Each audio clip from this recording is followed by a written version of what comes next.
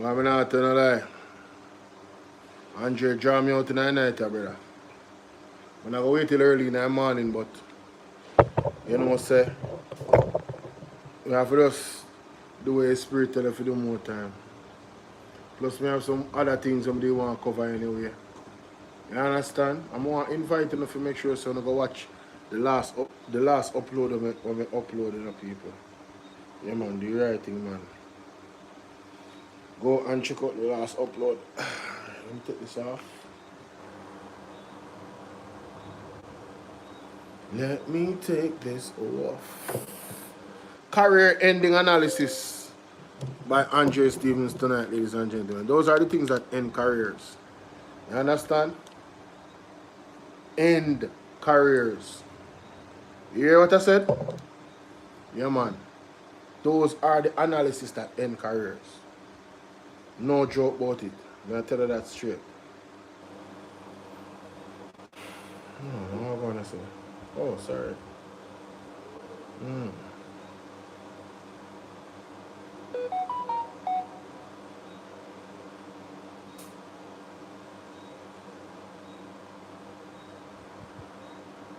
Good morning or good night, wherever you are in the world. Some people they are in England, so you know, me have to say good night. Like and share up the video.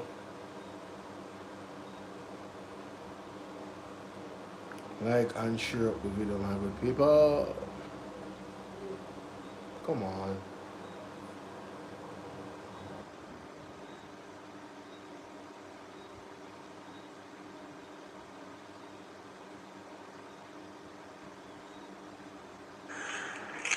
Vibes Cartel, come to the front of the line. You become more.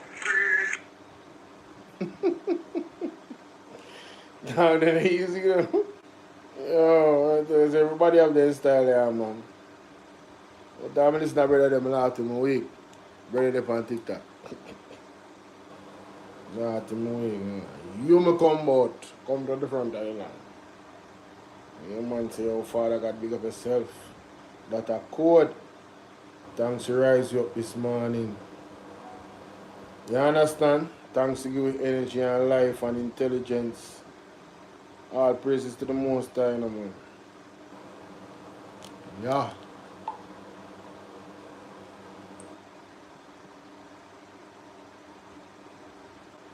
What is now? One more thing we need for the Ninga life and Bolo and 2.0. Mighty God. Alright, look like we're ready now. Come on now, guys. Ready?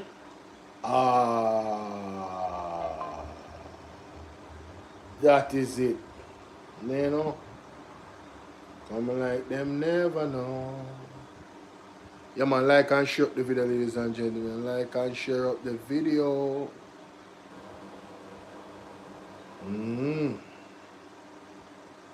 Examine some of them something there.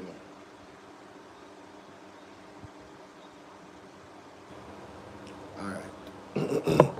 Yeah, man. Yeah, man. Woo! Mighty God. Good morning, ladies and gentlemen. Good afternoon, good day, good everything. Just God bless you wherever you are in the world. I don't know. But we're live right now on Bolo VNR 2.0 and Bolo VNR Clips. And ping! Why that move so slow? Why that move so slow? I don't like that. Let me plug out this. Let me see if it moves better now. Why that move so slow? We're not start yet. Big up on yourself on TikTok. Are you guys hearing me? Are you guys hearing me? Are you guys hearing me? Are you guys hearing me? Let me know.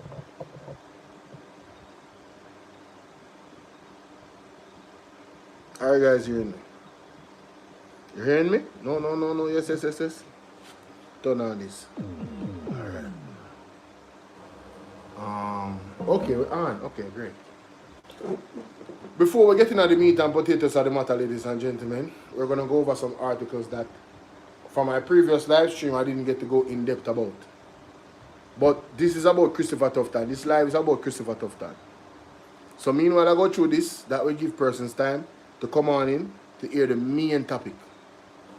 Alright? Because if you are not subscribed to PDTV, you don't know what you do. If you're not subscribed to Reggae Dub Session, Mr. Well Known Some Channel, I don't know what you do. If you're not subscribed to Hot High Press, Talk My TV, ABR News TV, Jamaica Hot Topic, Jerry Bryan, London 45, Mishidex, me don't know what you do. Jamaica Carlos, Life with Antigen, big up Antigen. If you're not subscribed, me don't know what you do. You understand what I deal with? Only need to subscribe to all of these platforms, and there's so much more. But, without saying it, you don't know what time it is. No, I want to do the right thing, man. TikTok, big up on yourself. YouTube, big up on yourself. Good morning, good afternoon, good day, wherever you are in the world. This is Bolo VNR. Alright? I'm on the 2.0 platform, the Clips, and I'm on the TikTok. Bolo VNR TikTok. Alright? And Bolo VNR Clips and Bolo VNR 2.0 on YouTube. No!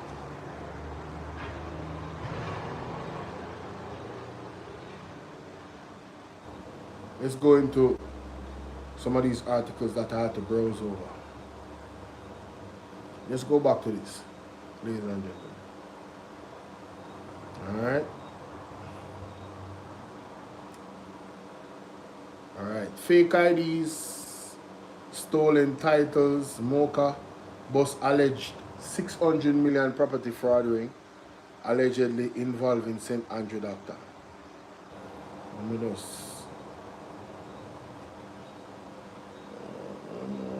Why not be so? Lena, what's going on?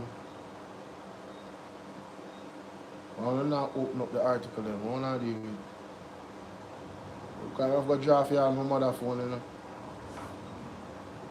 Hold on, my people. Give me a second here. I've got to draft on my mother phone. I've got to go on with themselves. Where are your phone?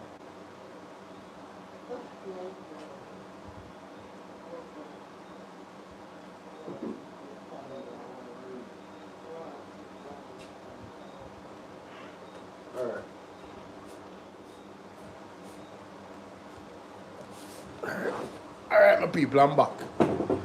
Alright.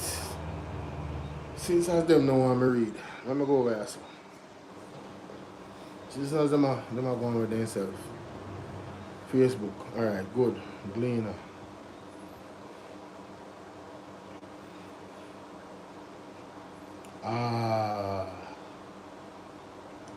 Here we go.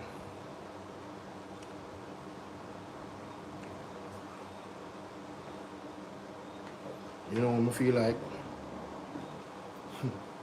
This is what I feel like.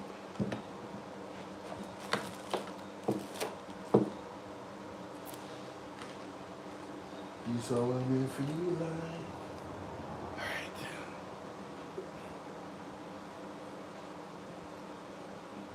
This is how I feel like, bro, you know?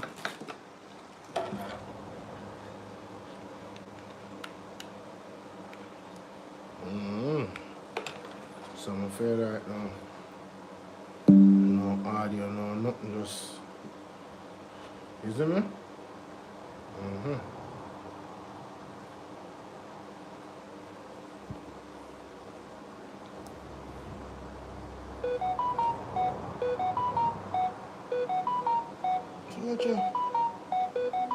Watcha.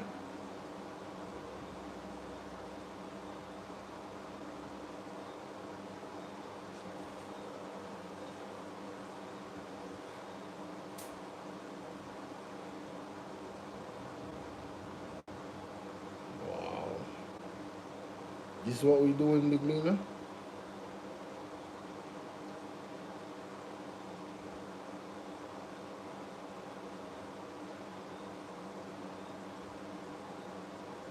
I'm like a Gleaner, let me read the article then.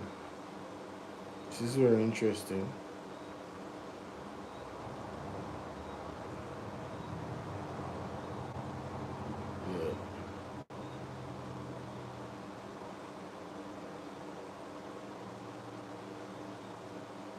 People, the oil prospect, walk one Lorna.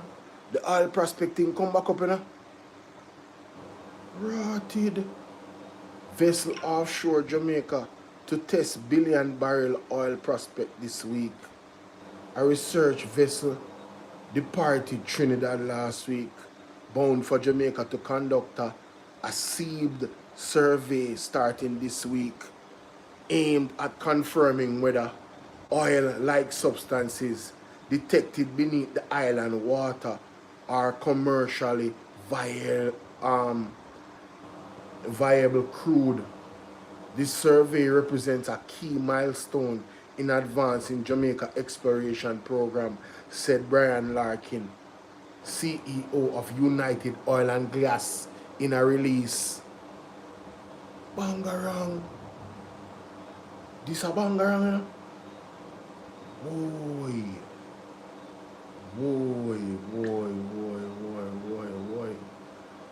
Yo, do you know what that means for Jamaica in terms of the pressure that we will be under? From the United States, we just see Canada fall.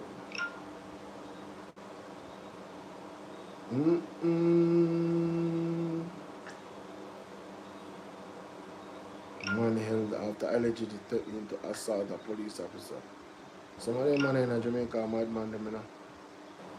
You can't really shut down police in this country. No, in this age, not a good idea. Not even, that's not smart at all, fam. Like, you need to go and sit down. Just have a seat. Because you don't mean yourself or your family no way. Anyway, let me go to these articles, guys. Realize, say. Come on, see first article.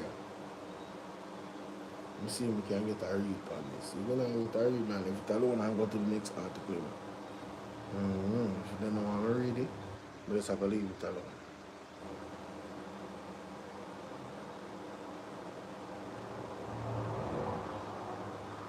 Look like me can't read it, though. Them shut it off. Them cut it off. Them cut it off, Jamaica. Not my fault. 5 financial institutions have been fleeced of more than 600 million through an elaborate and complex fraudulent scheme allegedly involving an Upper St. Andrew medical doctor and 2 accomplices using a litany of fictitious documents. You hear that? That is the alleged lady that is alleged to be a doctor at St. Andrews. It's alleged that she and 2 others fleeced 5 financial institutions. They never mentioned the financial institutions, but they said that they fleeced more than 5 institutions, ladies and gentlemen.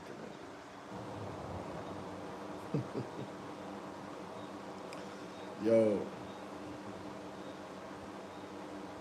No, this is bad. Does anybody have a subscription to the Gleaner? Does anybody have a subscription to the Gleaner? The Gleaner is behaving really, really tired, you know, man.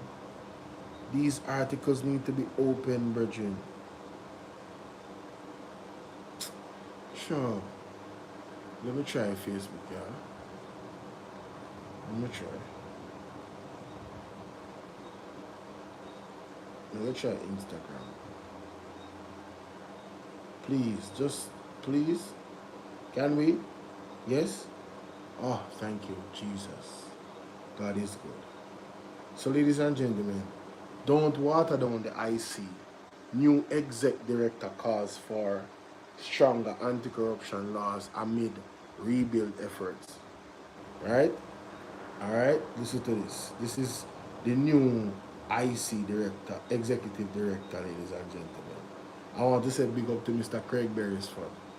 You're a scholar and a gentleman, standing up to the 25th, 2026, 6:36 p.m. Edmund Campbell. senior staff reporter, Ian Allen/photographer, Craig Beresford.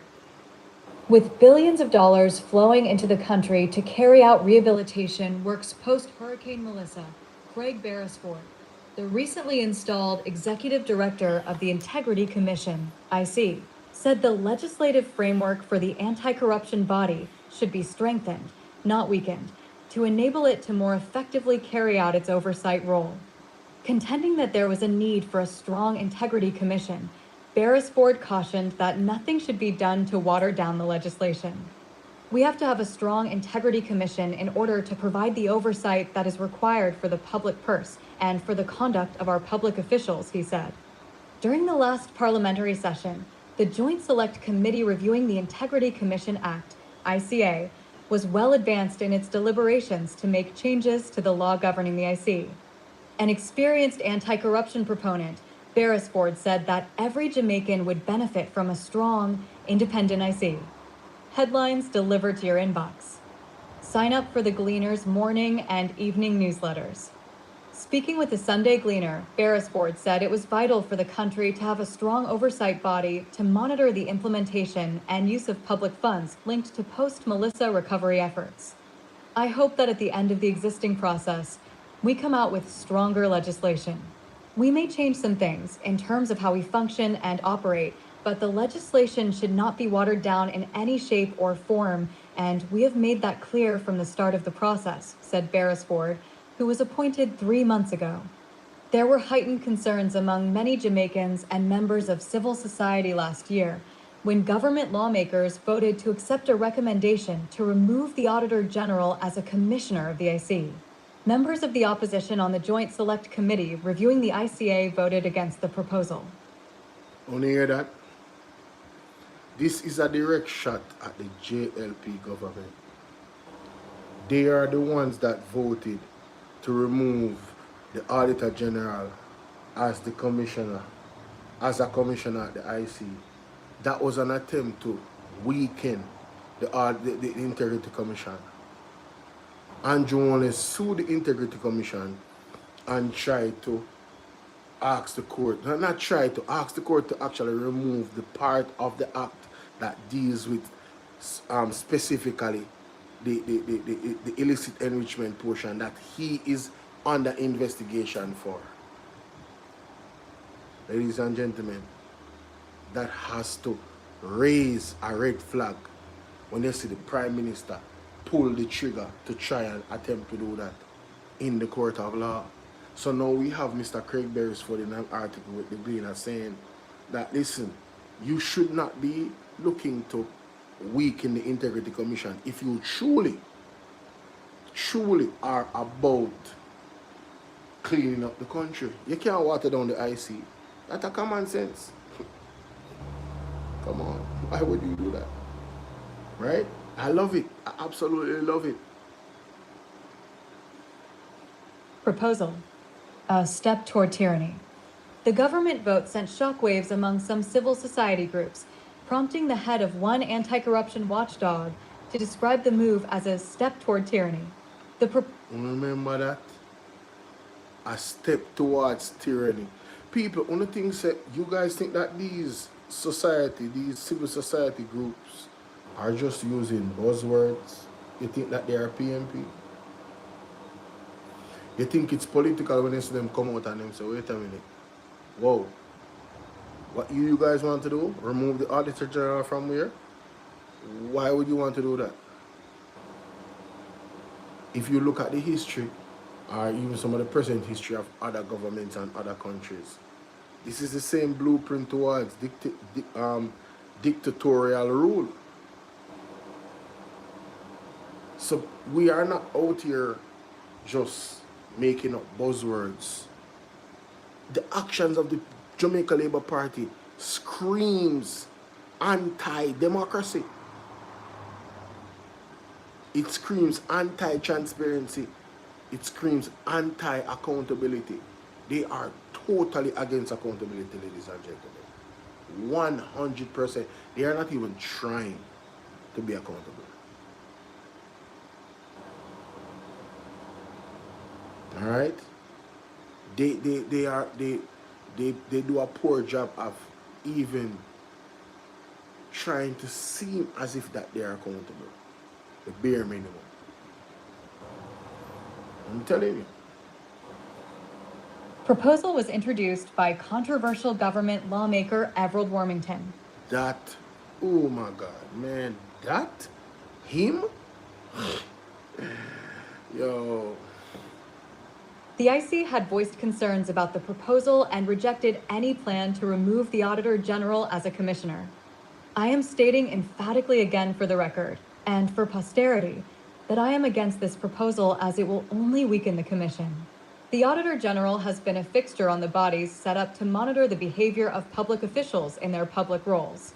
That has been the position for approximately 50 years, Justice Reddit Seymour Panton said in his capacity as the then chairman. Apart from its invitation to make a submission to the Joint Select Committee, no member of the IC was among the technical support personnel, which provided guidance on the legislation during the period of review. While the committee had written to the IC for clarity on some issues,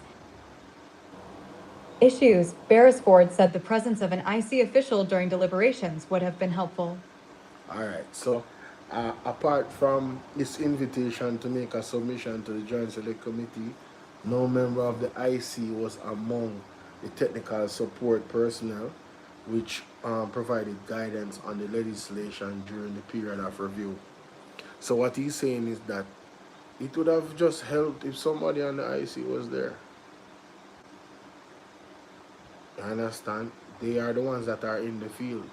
They are the ones that understand what's actually petal. They are the ones that actually understand what's actually going on in their field of work. So they could have given some type of, guidance as to oversight and what was needed. But, Going down the wrong road. Sometimes I watch the proceedings and I am there answering and not even realizing I am not there because I am saying you're going down the wrong road. That is not it. That is not how it is done. But you see, you don't have the opportunity because you are not there, he explained. Beresford said as executive director, he is hoping to work with Jamaicans and lawmakers toward a corruption-free society. One may see this as a pie-in-the-sky dream, but the journey is one in which we can start now, he added. Acknowledging that Transparency International's Corruption Perceptions Index, CPI, was just a perception, noting that it could be better or worse, the IC boss said he wants to see Jamaica achieve a better score on the index. Now I see why this man got the job. Now I see why this man got the job. The man has the right ideas and the right purpose. He's driven. Right? Listen to this. Last year, Jamaica had a CPI score of 44 out of 100, where 0 means highly corrupt and 100 means very clean. A CPI score of below 50 indicates that a country has a serious corruption problem. Beresford said he wants to see Jamaica achieve a better CPI score as investors look at these benchmarks to make investment and other business decisions. The governance architecture worldwide recognizes it, so if a country is very corrupt, you may find that you have more sanctions or more things attached and associated with your country that will impede development, among other things, he said. He's absolutely right about being impeded by, sanctions because of the CPI score. He's absolutely right about that, ladies and gentlemen. Cautioned that if Jamaica's anti-corruption laws are weakened, that would send the country in the wrong direction as far as the Corruption Perceptions Index is concerned. Tioni that if Jamaica's anti-corruption laws are weakened, that would send the... Pointing to Section 5, 4A of the ICA, which states that the Commission is ultimately responsible and accountable to Parliament, Beresford said the IC wants the support of more lawmakers. We are working on behalf of Parliament, so if Parliament is fighting the Commission that it is supposed to be accountable to it, we have a problem, Beresford said. Want to hear that? We are working on behalf of the Parliament. So if the Parliament is fighting the Commission, that is supposed to be accountable to it, we have a problem. This is what is happening. They fight the IC, they fight the Auditor General. And all the fight tells me that they don't want to be held accountable and that they are involved in criminal activity. The Jamaica Labour Party, yes. That's all it tells me. That's the conclusion I come to. That's my opinion. They are involved in criminal activity. So that's why they fight the IC. Yes. Using my deductive reasoning, that's the conclusion I've come to. Do you think that I am unreasonable, ladies and gentlemen, to come to that conclusion? TikTok, do you think I'm unreasonable? YouTube, do you think I'm unreasonable to come to that conclusion? Talk to me, man. Tell me, man. Said, acknowledging that there would be disagreements between the IC and lawmakers from time to time, the IC executive said that should not prevent Parliament from backing the anti-corruption body as it carries out its mandate. You can't say you want a strong commission, and at the end of the day, if we have a disagreement, you seek to undermine the commission, he said. Come on now. Come on now. Mr. Craig Beresford just destroyed the Jamaica Labour Party with that statement. It's like it's an ether night tonight. Andre Stevens ethered Christopher Tufton. I know Mr. Craig Beresford just ethered the Jamaica Labour Party, the entire Jamaica Labour Party. All of them. When name, not Horace Chang, Delroy Chuck, Everald Warmington, Andrew Holness, all of them that stood up against the Integrity Commission. Every last one of them. Right? Kamina Johnson-Smith spoke under her breath about the Integrity Commission at some point. Even, I believe Dora the Explorer. And I think maybe not her. I could have sworn that she said something about the Prime Minister's statutory declaration. Yes, at some point she did. And she was in support of the Prime Minister, not of the Integrity Commission. So she also spoke against the Integrity Commission as well. Yes, I remember that. So that's the end of the article here, ladies and gentlemen. Mr. Craig Beresford has come out and asked for the support of the IC. Alright, do not water it down. What say you, ladies and gentlemen? I don't want to big up ABR News TV, ladies and gentlemen. Big up Atta for the Press and big up Auntie Jenny. Those are the three women. Mishidex. I think Mishidex is also a female, if I'm not mistaken. I don't know. I believe so. But, okay.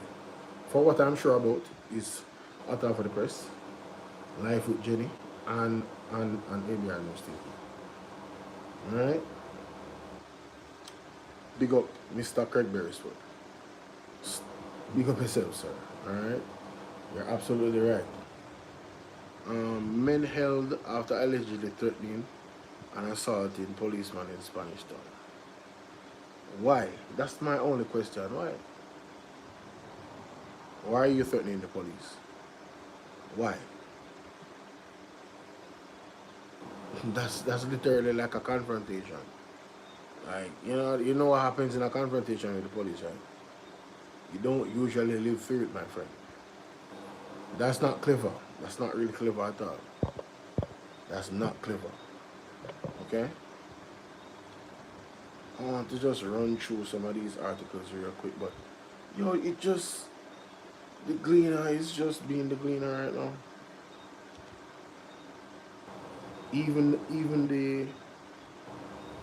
Even this, ladies and gentlemen, this is huge, You see this article here? This is huge.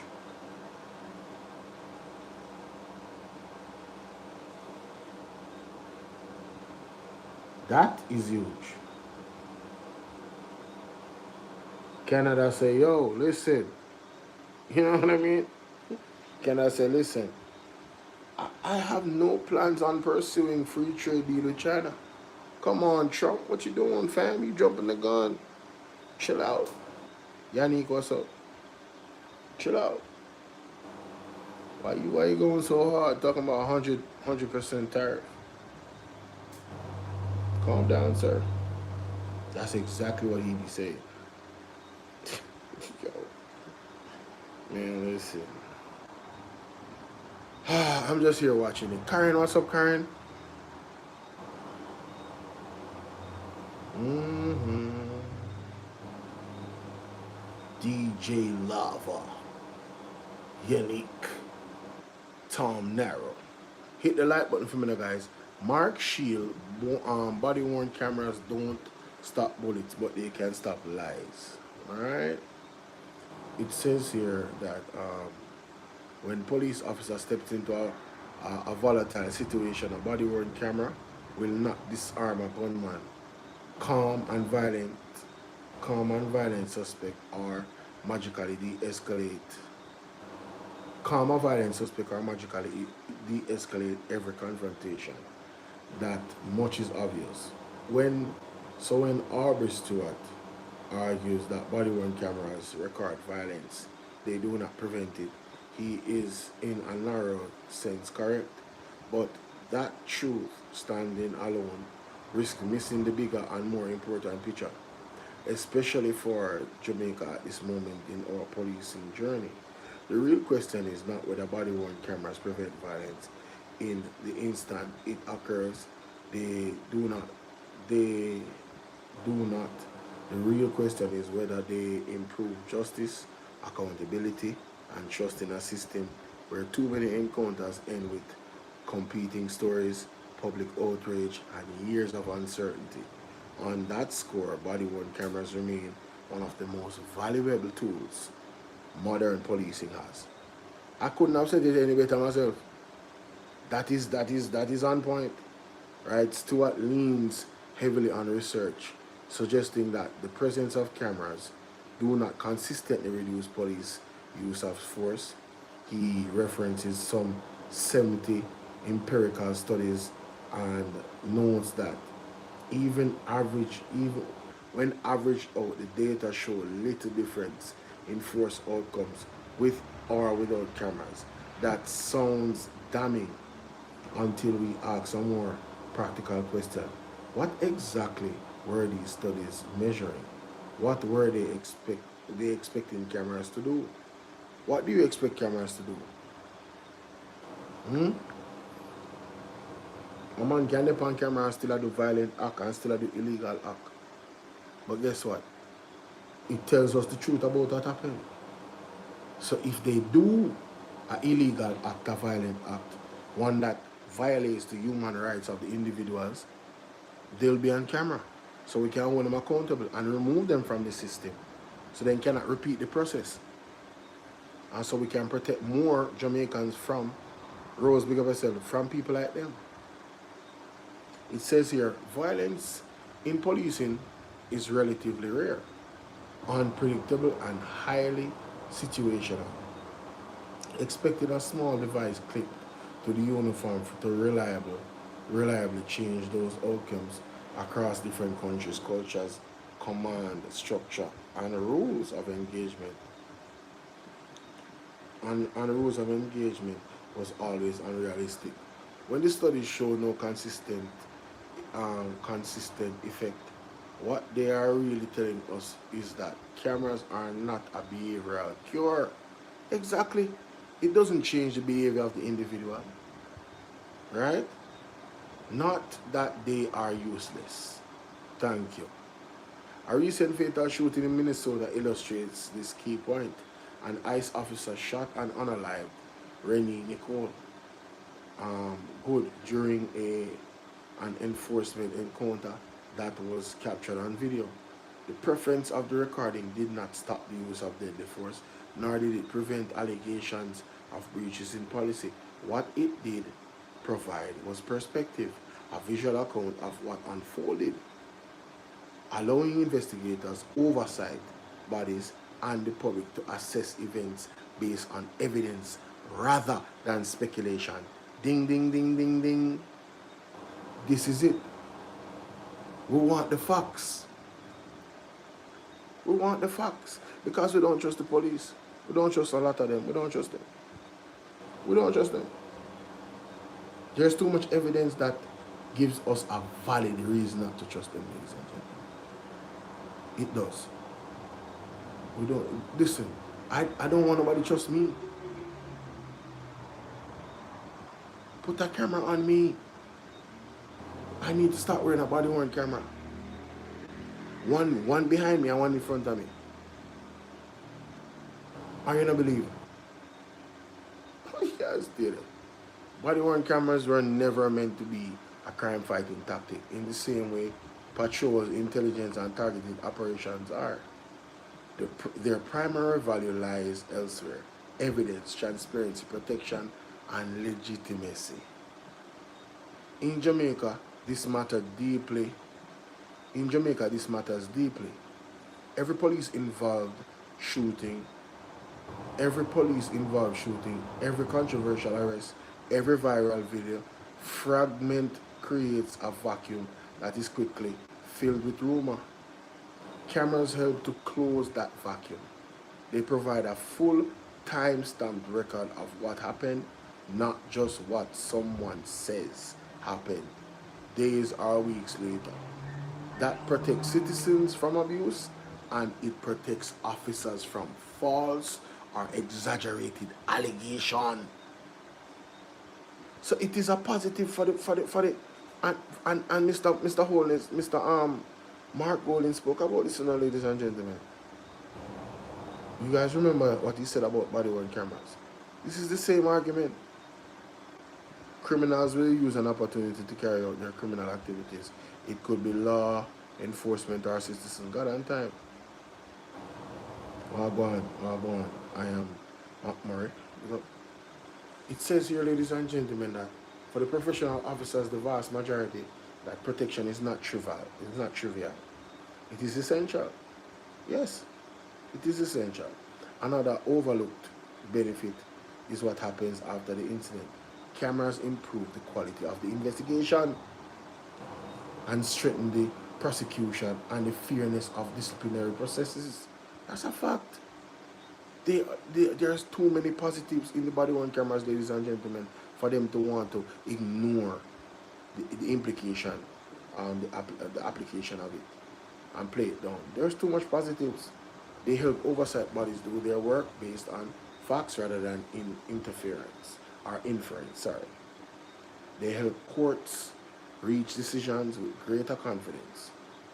None of this prevents violence in the moment, but all of it strengthens the justice system that must deal with violence afterwards. Firmer ground. Stewart is on firmer ground when he warns that cameras alone achieve little if they are badly governed. A body-worn camera program without strict activation rules, real supervision, and consequences for non-compliance risk becoming a little more than expensive window dressing. That's a fact. I said it before. We need proper legislation, and we also need sanctions for non-action.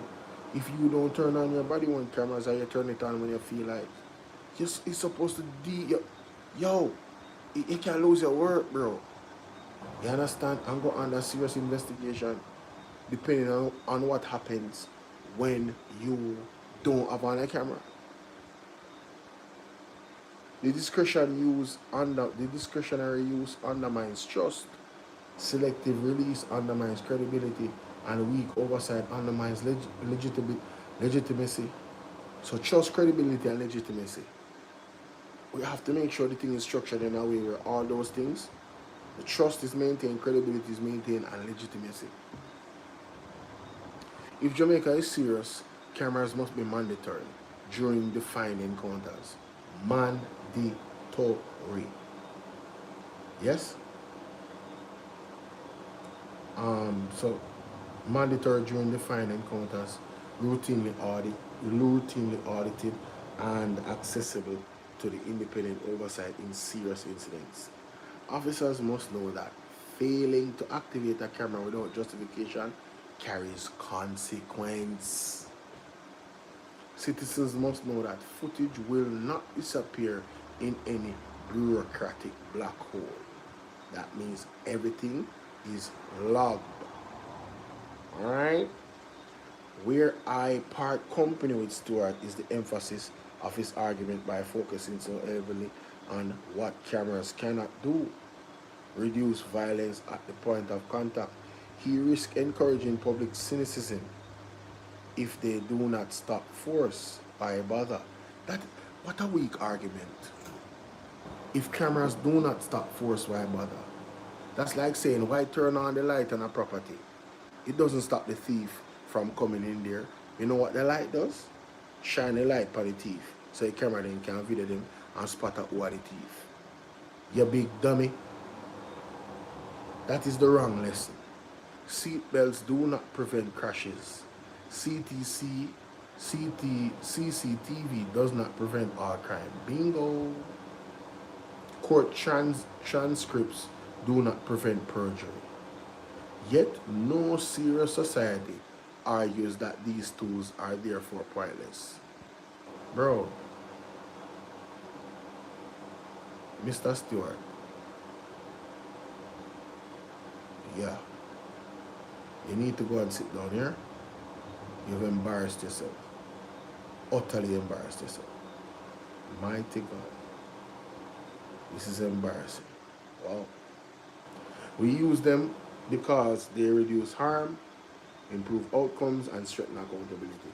Body worn cameras belong firmly in that category. Jamaica has made real strides in reducing serious crimes. The progress must be matched by equal seriousness about transparency and public confidence, which you guys don't have. You guys don't have public confidence. Nobody trusts you. That is bad. In the end, body-worn cameras will not make policing easier. In some ways, they make it harder. They expose mistakes, they remove excuses, they demand discipline. No excuses, no mistakes, discipline. That means you do your job more what? Efficiently. And as you are supposed to. Accountability. Good. They may not stop violence in the moment, but they can stop lies, protect innocent, and help ensure that when force is used, it is judged fairly, honestly, and in full view of the truth. That is why the national conversation should mature beyond slogans and absolutes, and instead focus on how Jamaica designs, governs, and uses this tool responsibly and consistently nationwide. These views are shaped by my own experience in policing, informed by international research, but firmly grounded in the realities of enforcement and public trust. Mark Shields is a former Deputy Commissioner of Police, Jamaica Constabulary Force, and Managing Director of Shields Crime and Security Limited. Big up Mr. Mark Shields. On point. On point. And I want to thank you guys for hitting the like button, man. Thank you. You guys are amazing. Big up on yourself. Alright. Next article. Next article, ladies and gentlemen. Alright. Oh, yes. So, oh, yes, here we go. I definitely have to go to this.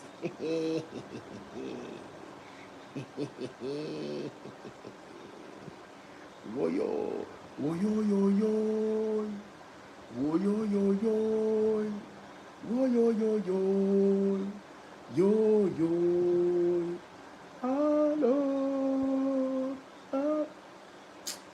you know,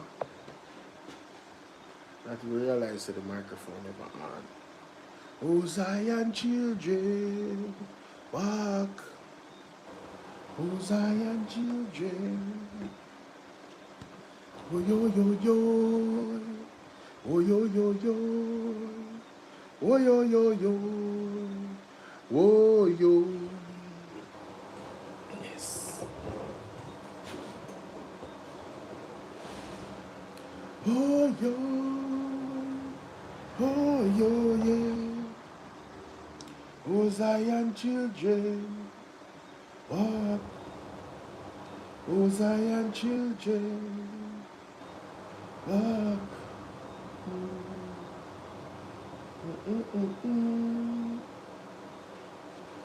Ladies and gentlemen, good night. This is your brother Bolo VNR. And we have some really important news to share with you today from this article. It says vessel offshore Jamaica to test billion barrel oil prospect this week. A research vessel departed Trinidad last weekend, bound for Jamaica to conduct seed surveys starting this week, aimed at confirming whether oil-like substances detected beneath the island's waters are commercially viable crude. This survey represents a key milestone in advancing our Jamaica exploration program, said Brian Larkin, CEO of United Oil and Gas, in a release. The results will play a central role in de-risking the license and informing further strategy decisions as we continue to unlock the potential value of over 7.1 billion barrels of unrisked prospective resources. The UK-based United Oil and Gas plc said on Tuesday that the RV Diary, operated by TDI Brooks International, was expected to reach Kingston in 5 to 6 days and begin offshore operations around January 27th. The survey will use seed coring and heat flow measures to test for thermogenic hydrocarbons, evidence of an active petroleum system. You hear that? Jamaica has attracted petroleum interest for years based on the seismic data suggesting substantial hydrocarbon deposits offshore. Previous surveys identify oil-like substances, but confirmation requires analysis of seed samples to determine whether the material represents crude or non-petroleum hydrocarbons. The current survey differs from exploratory drilling, which would require upward of US 30 million in capital that United Oil and Gas lacks. The London-listed company is seeking partners to fund eventual drilling operations. The SEEB survey, while less expensive, aims to reduce drilling risk by confirming hydrocarbons present before committing to costlier exploration wells. What that means, ladies and gentlemen, is that they are not sure if it's going to result into what they would like it to result into, which is finding the crude oil. So they want to find partners that can help them in this venture to verify what you're doing, Ryan Campbell, to verify whether or not this is a viable prospect, right? It goes on to say that the vessel will first conduct multi-beam echo sound surveys to map seed featured, followed by heat flow measures and piston coring operation. Scientists will target sleeve floor depressions and pop marks featured associated with hydrocarbon seepage, right? Some extending several hundreds meters in diameter. Core samples will be shipping to TDI Brooks US laboratory for analysis. Preliminary results are expected 1 or 2 months after fieldwork concludes, with final analysis around mid-2026. The survey focused on Walton Morant license zone, which stretches along the entire southern coast of Jamaica. Ladies and gentlemen, let us think about what this means. Say, for instance, if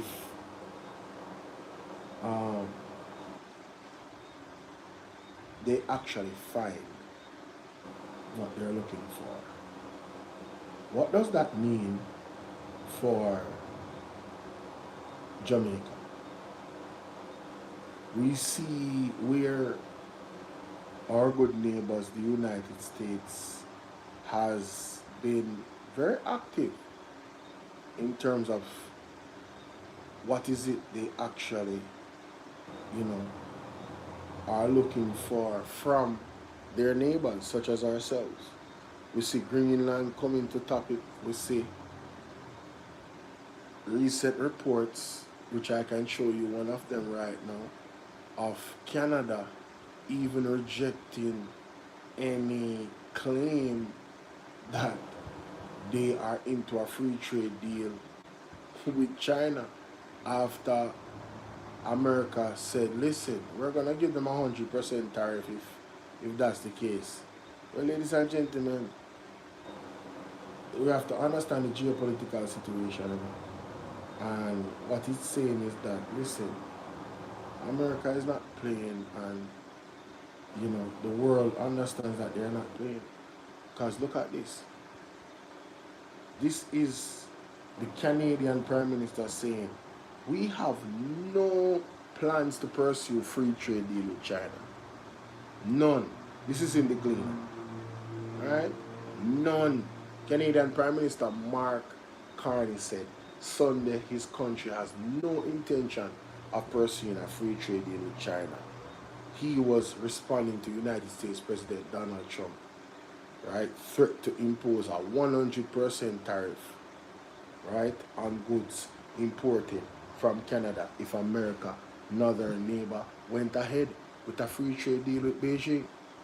So this here, ladies and gentlemen, if Canada is folding to the United States, what do you think is going to happen to Jamaica?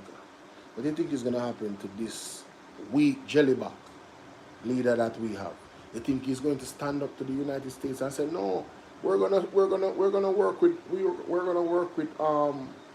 the BRICS, or we're going to work with Japan or Russia or China? You're not going to see it, ladies and gentlemen. You're not going to see it. You're not going to see Andrew Warnes do that. Okay? So let us be clear of what I'm saying. If indeed Jamaica has crude oil, you know, say Donald Trump are running, right? Without a doubt. You know, say I'm running. You guys know that the big companies from America are going to run in. So what does that mean for United Oil and Gas from the UK? Which Trump is right now. The UK doesn't like Trump. They are not happy with Trump. So this is going to be very interesting times, ladies and gentlemen. It's going to be very interesting times. And listen, Andrew has talked about STEM schools being built by the Chinese. Where's the money? Where's the money? Where is the money? For those 3 STEM schools from 2019 from China that's supposed to help build it, where's the money? Why haven't we seen any start yet? 3 from you and 3 from China and 3 from the government. Where's the money?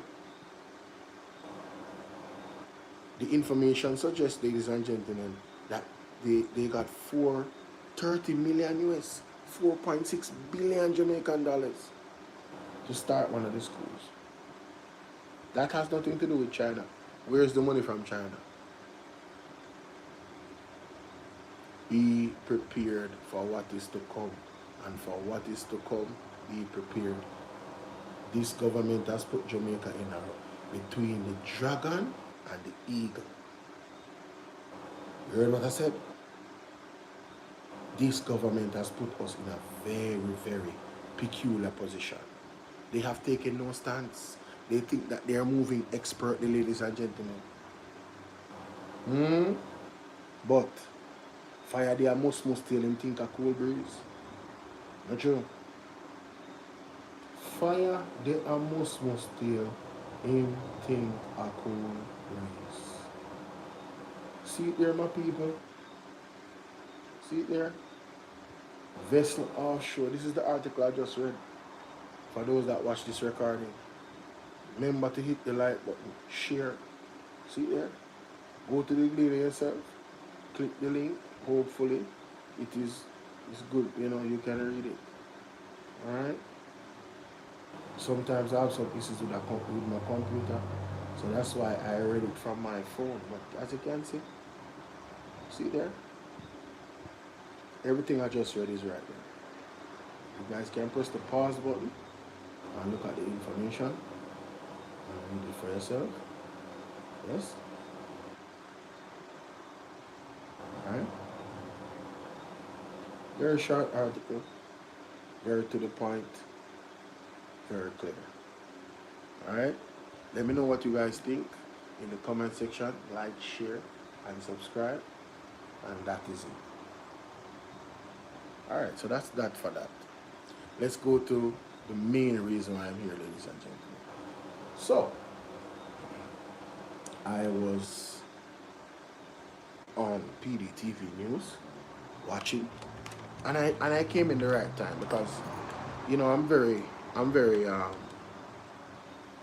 transparent, right? I was on the road, and where I was, the noise level went down, and something said, no man, I have to go listen to one on PDTV because I remember Andre saying that there was something big he's going to drop tonight. And I said, yo, let me go check out what's going on. Lo and behold, ladies and gentlemen, Andre played one of my videos, which the video that he played, I have a new upload on my YouTube channel, video upload, that has that video in there. So I'm not going to play the video. I'm going to encourage you guys to go and watch my video and Andre's video where he played that part and his analysis, and watch my video on YouTube. Alright? Cool. So he played that video. And then he went into a transition into not just the STEM schools, but what is happening with Christopher Tufton. And I'm there listening. And when I tell you, Andre Stevens cracked the damn code tonight, ladies and gentlemen. When I tell you, this is an analysis that is career ending. My thumbnail is not an exaggeration. My thumbnail is not an exaggeration. It is over, ladies and gentlemen, for Christopher Tufton. There is no well-thinking Jamaican. None.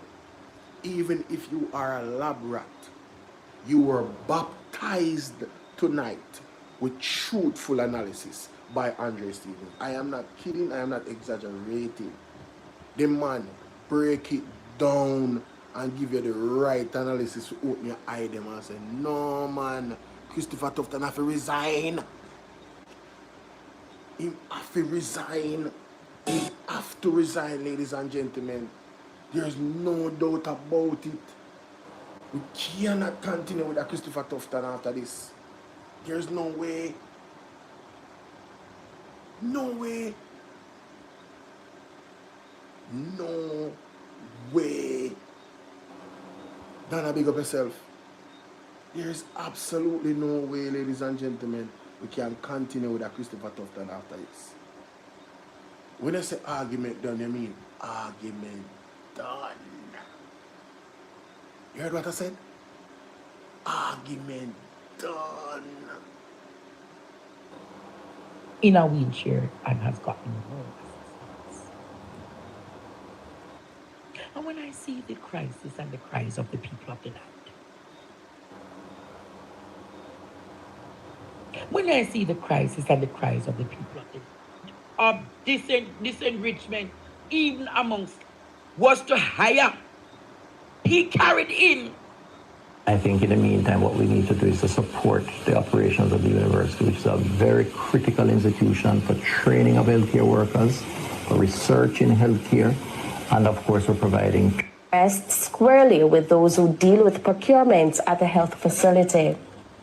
More than a week after the Auditor General's report exposed serious breaches at the University Hospital of the West Indies, public concern continues to mount. Health Minister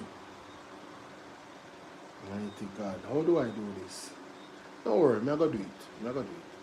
Dr. Christopher Tufton, who appointed a committee to investigate the findings, is now facing intense criticism. Despite this, Dr. Tufton is distancing himself from the fallout, saying the matter is complex and rooted in long-standing systematic challenges. Free media is filled with distractions, and unfortunately, it's an opportunity for persons to comment and to pursue their ambitions. Dr. Tufton says those responsible for procurement are the ones who should be held accountable. For example, you have a development program for the University Hospital that started at the University of the West Indies, where resources were provided to support the design of a new building, as a case in point. That resource was determined through another institution, government in the Caribbean, and was administered through the University of the West Indies. So what we need to do is to assess in its totality against the report how these layers of authority work. In the meantime, Dr. Tufton says he is actively working to address the internal issues highlighted in the report as investigations continue. I have to allow that process to take its course, and I've given that committee 4 months, and they have graciously agreed. And I think in the meantime, what we need to do is to support the operations of the university, which is a very critical institution for training of healthcare workers, for research in healthcare, and of course we're providing tertiary level, higher level service in terms of patient care. And we always have to give that institution that support while we work on some of the other issues. Carrie Ann Simpson, TVJ News. Dr. Christopher Tufton, when the former board at the University of the West Indies was annexed, former chairman of the board of the University Hospital, Wayne Chai Chong, has scoffed at claims that the board he headed was dysfunctional. Put that up big, which led to it being dissolved by Health Minister and Wellness, Chris Tufton.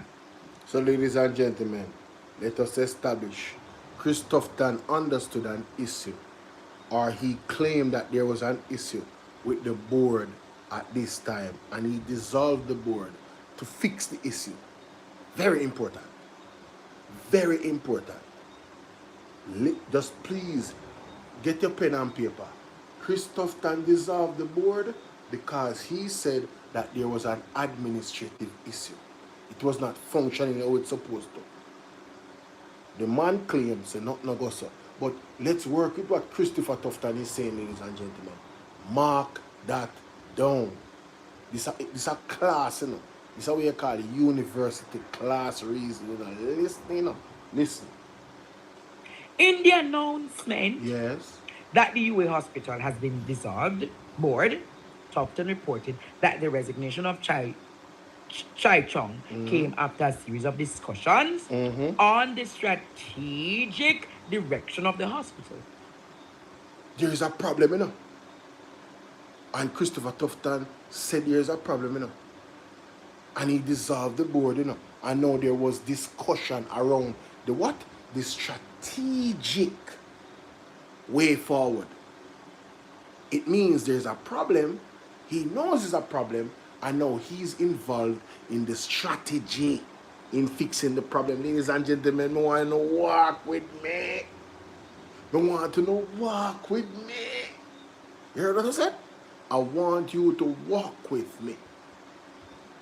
So first, dissolve the board because there's an administrative problem. Now there's discussion around the strategic implementation of fixing the problem, ladies and gentlemen. Let's continue. And deliberations on the way forward for critical projects, which he said the chairman noted he was unable to lead.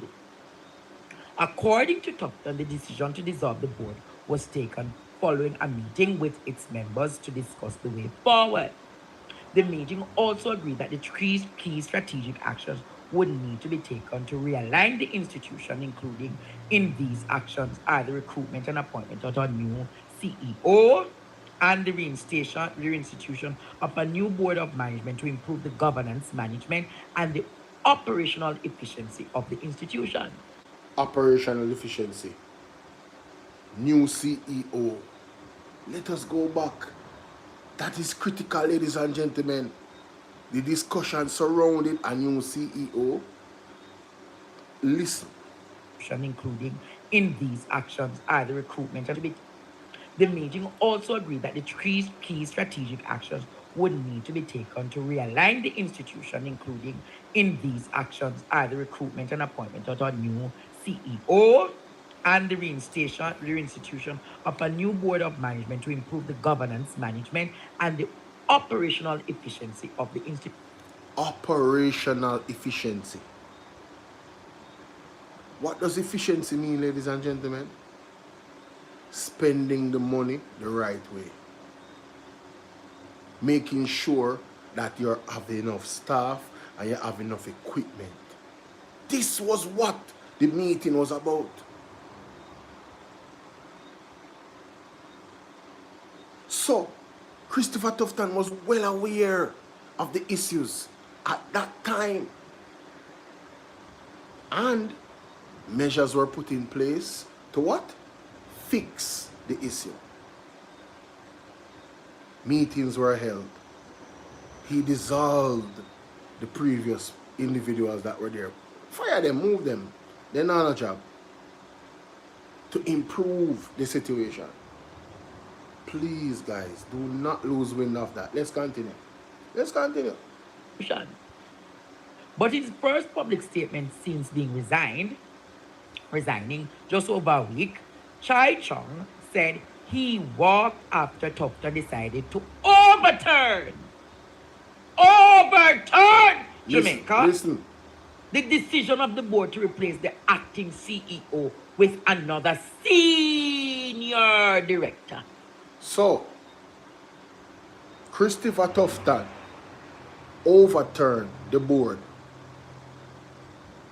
Right? Decision. It was a board decision and there is levels. You remember when Christopher Tufton wanted to recuse himself in the video clip before of anything to do with the board and their decision and all of that? Well, he overturned the board decision to hire this lady from England. The board came to the conclusion that this lady had the expertise to fix the issues. What did Christopher Tufton do, ladies and gentlemen?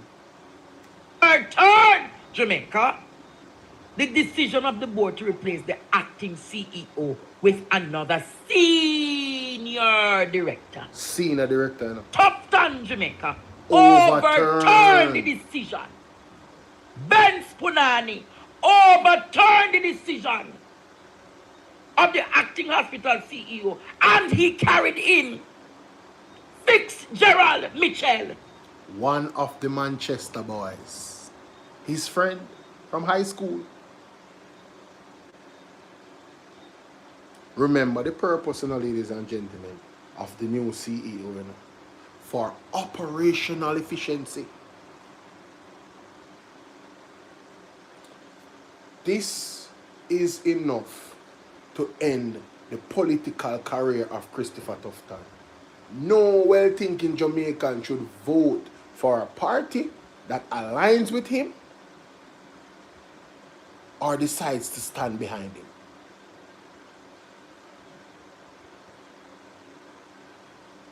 He just recused himself of all responsibility when he is the main one responsible for putting Fitzgerald Mitchell in the CEO position. Let's go back. Overturned the decision of the acting hospital CEO, and he carried in Fitzgerald Mitchell. He overturned. So how then is Tufton going to pull himself from the nastiness up there? Yes, Bolo. Yes, Bolo, talk quickly. Teacher, Mm-hmm. teacher. Mm-hmm. The argument done, you know. Mm-hmm. Class, I hit this. It is over. Yes. You see all the way Christopher Tufton I said? Mm-hmm. Andre just ethered Christopher Tufton with this because he knew the problems, right? And he There was a solution. overturned the arrangements And that he Chai Chong deviated wanted to from put in. Exactly. So the people that were input, the blame affiliate upon him. Teacher, big up yourself. Thank you, Bolo. Thank you. Brother, argument done. Listen, Christopher Tufton can't run up his mouth and I can't tell you about how it squarely lies on the people when his input Fitzgerald there, knowing the problems that were there. Let us ask Christopher Tufton this. The problems that was there when you dissolved it, are they worse or are they better?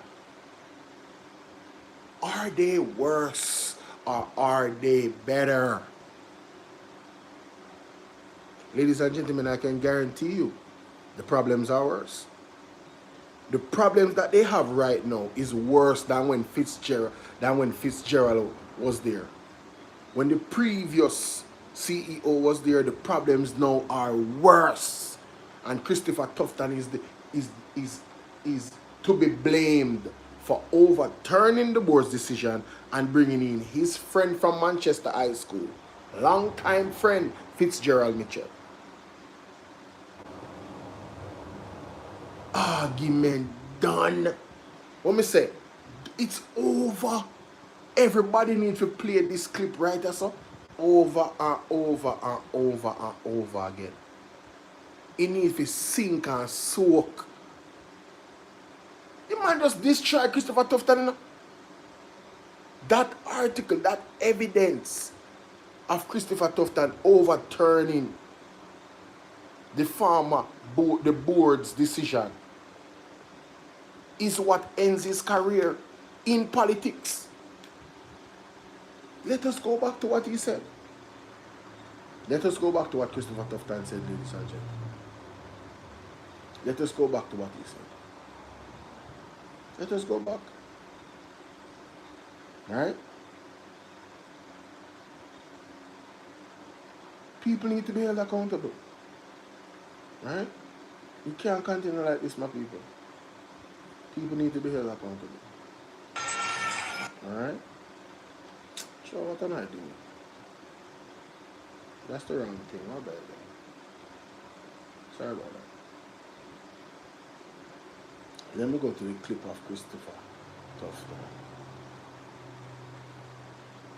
The 2-minute clip. Here it is. Here it is. So Dr. Christopher Tufton is rejecting claims that he should bear the responsibility for procurement breaches at the University Hospital of the West Indies. He is rejecting claim that he should be bearing responsibility. When you hear this? Right after I bought him wrong this, you know? Based off what Andre just read, he is absolutely to be blamed. Dr. Tufton says blame rests squarely with those who deal with procurement at the health facility. Who deal with procurement? Now CEO, yeah, the unqualified CEO, and you didn't hire the qualified one from the UK. Huh? When you overturn the board's decision. Christopher Tufton is to be blamed. More than a week after the Auditor General's report exposed serious breaches at the University Hospital of the West Indies, public concern continues to mount. Health Minister Dr. Christopher Tufton, who appointed a committee to investigate the findings, is now facing intense criticism. Despite this, Dr. Tufton is distancing himself from the fallout, saying the matter is complex and rooted in long-standing systematic challenges. Free media is filled with distractions, and unfortunately it's an opportunity for persons to comment and to pursue their ambitions. Dr. Tufton says those responsible for procurement are the ones who should be held accountable. For example, you have a development program for the University Hospital that started at the University of the West Indies, where resources were provided to support the design of a new building, as a case in point. That resource was determined through another institution, government in the Caribbean, and was administered through the University of the West Indies. So what we need to do is to assess in its totality against the report how these layers of authority work.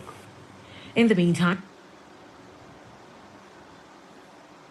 So, Christopher Tufton, when you had the meeting, when you dissolved the board, you didn't understand what was going on, you didn't assess what was going on. When you decided to overturn the board decision to get the lady from the UK as the CEO, you never understood, the assessments were not done. So you dissolved the board without assessment. That's what you're trying to tell us. Is it possible that the board was functional and you destroyed something that was good? And now you want to not take blame for destroying something that was good and creating a monster in this situation? And now you want to assess. Didn't you assess before? But if you didn't assess before, that means you're working superbly backwards. You must have made some assessment before you dissolved the board. I'm assuming. I'm asking. But if you didn't, that's quite incompetent. And your level of incompetence, if this is true, is something that Jamaica cannot afford. You have to resign. You cannot continue as the Minister of Health.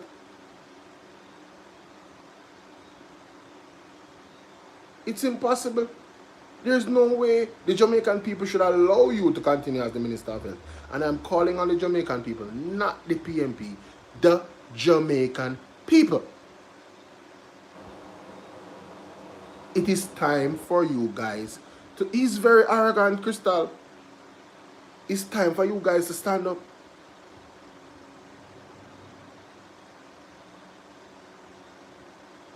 It's time for you. We are the ones that suffer with a poor healthcare system. We, our families, the less fortunate, they go overseas. Christopher Tufton flew overseas to go do surgery on his knee. He didn't do it in Jamaica.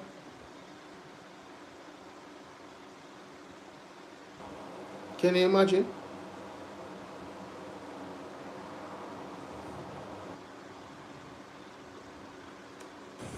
What we need to do is to assess in its totality against the report how these layers of authority work. in the meantime, Dr. Tufton says he is actively working to address the... He did not assess how the layers of authority worked years ago when he dissolved the board. Wow. He thinks he's smarter than everyone else.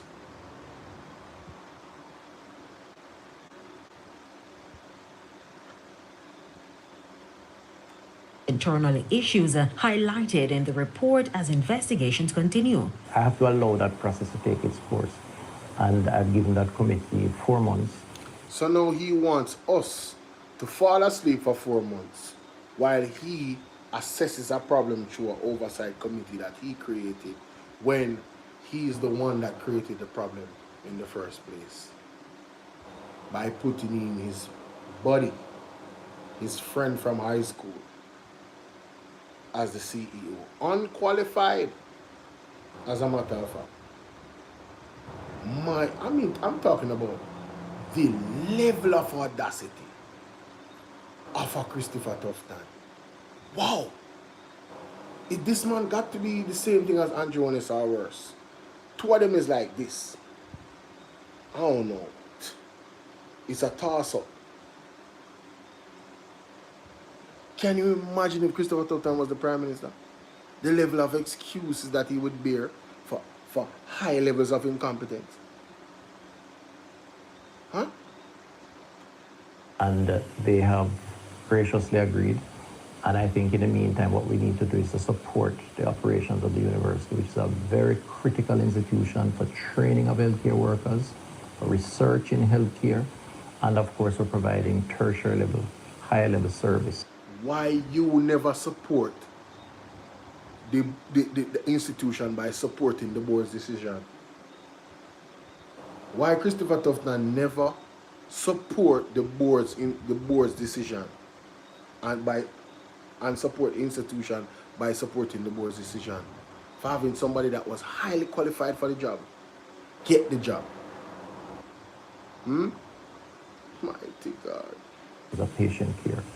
And we always have to give that institution that support while we work on some of the other issues.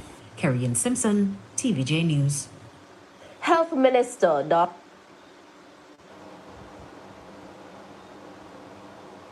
To whom much is given, Chris Tufton, much is expected. You carried in Fitzgerald Mitchell. Fitzgerald Mitchell, when Chai Chong wanted to get an international CEO, you decided to overturn. You failed in your dereliction of duty. Of course. You, Chris Tufton, Yes. cannot take away that when the chief medical officer, your best friend, the mice from Manchester, Yes. we're carrying the drill. We're carrying the drill and charge back the drill to the hospital. Mighty God. You failed the nation, Christopher. You and Carl Bruce and Fitzgerald, the three damn musketeers. Gots to go. The nasty, dirty musketeers. They gots to who go. ravished and raped They have to go. the hospital. It is your feeding tree, Christopher. Wow. It became the feeding tree for all three of you. It became a major conflict of interest. Of course. I mean, that's like According to Chai Chong, mighty God. amongst the tasks, Ishmael find back the picture with him and Carl Bruce, birds of a feather, flock together. Among the tasks given to the board by Tufton, when it was appointed in November 22, was to hire a transformational CEO who would push the board's agenda, bring accountability to management, unleash the engagement of the staff members at all levels of the institution. He said before the search started, the board recognized that the government salary would not be sufficient to attract the quality individuals it needed, and it sought to receive permission to have the private sector top up the salary of the selected CEO. The board unanimously approved contracting a professional recruiting company to conduct a CEO search. This is what the board did. And selection that would have to stand the scrutiny of the audit. Right. Put up by the document, Ishmael. The recruiting professional has worked for many of the largest companies in Jamaica and the government of Jamaica, and they are accustomed to meet the recruitment rules and demanding transparency and documentation, Chai Chong said.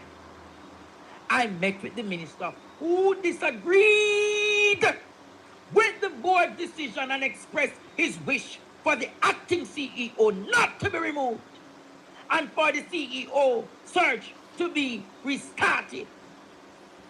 I awaited his decision to overturn the board's decision to move forward, after which I respectfully tendered my resignation. He did not want Jamaica. He did not want Fitzgerald Mitchell to be removed. Exactly. That That is the reality. It's all his fault. All of it that is happening is Christopher Tufton's fault. He added that he led a brave board with members who were willing to tackle the issues which have for years been a source of the decline of the UWI hospital. Issues left unattended have been causing a fair amount of disenrichment even among staff members. Here's what Chai Chong said. Among the discoveries and actions taken by the board was the implementation of the hospital information management system, that is the HR system, but which had languished in the works from 2017.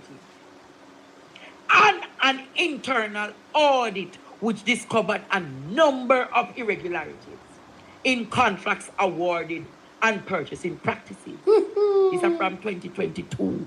We're in 2026. Thank Chai you. Chong, Jamaica. Thank you. Chai Chong wanted to fix these things, so Christopher knew about what was happening. So when you hear Christopher Tufton talking about the long-standing issue, he was aware of the long-standing issue. The efforts to fix it was hampered by him. When the proper procurement and search of a qualified individual that is known to fix these things, he did not want that individual to be hired. He wanted his friend to stay, ladies and gentlemen. Party shop government, banana republic, nepotism, cronyism, skullduggery, high levels of indirect criminality. Why do I say that? People died, ladies and gentlemen.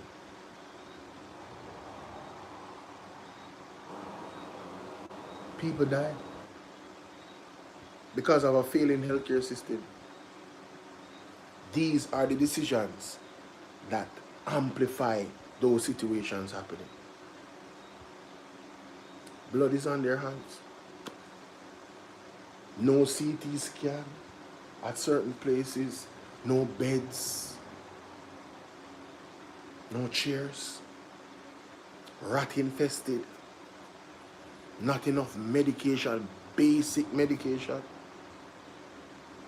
All of it is his fault. All of it. And then Andrew Onis has to be blamed right off the rip. Right off the rip.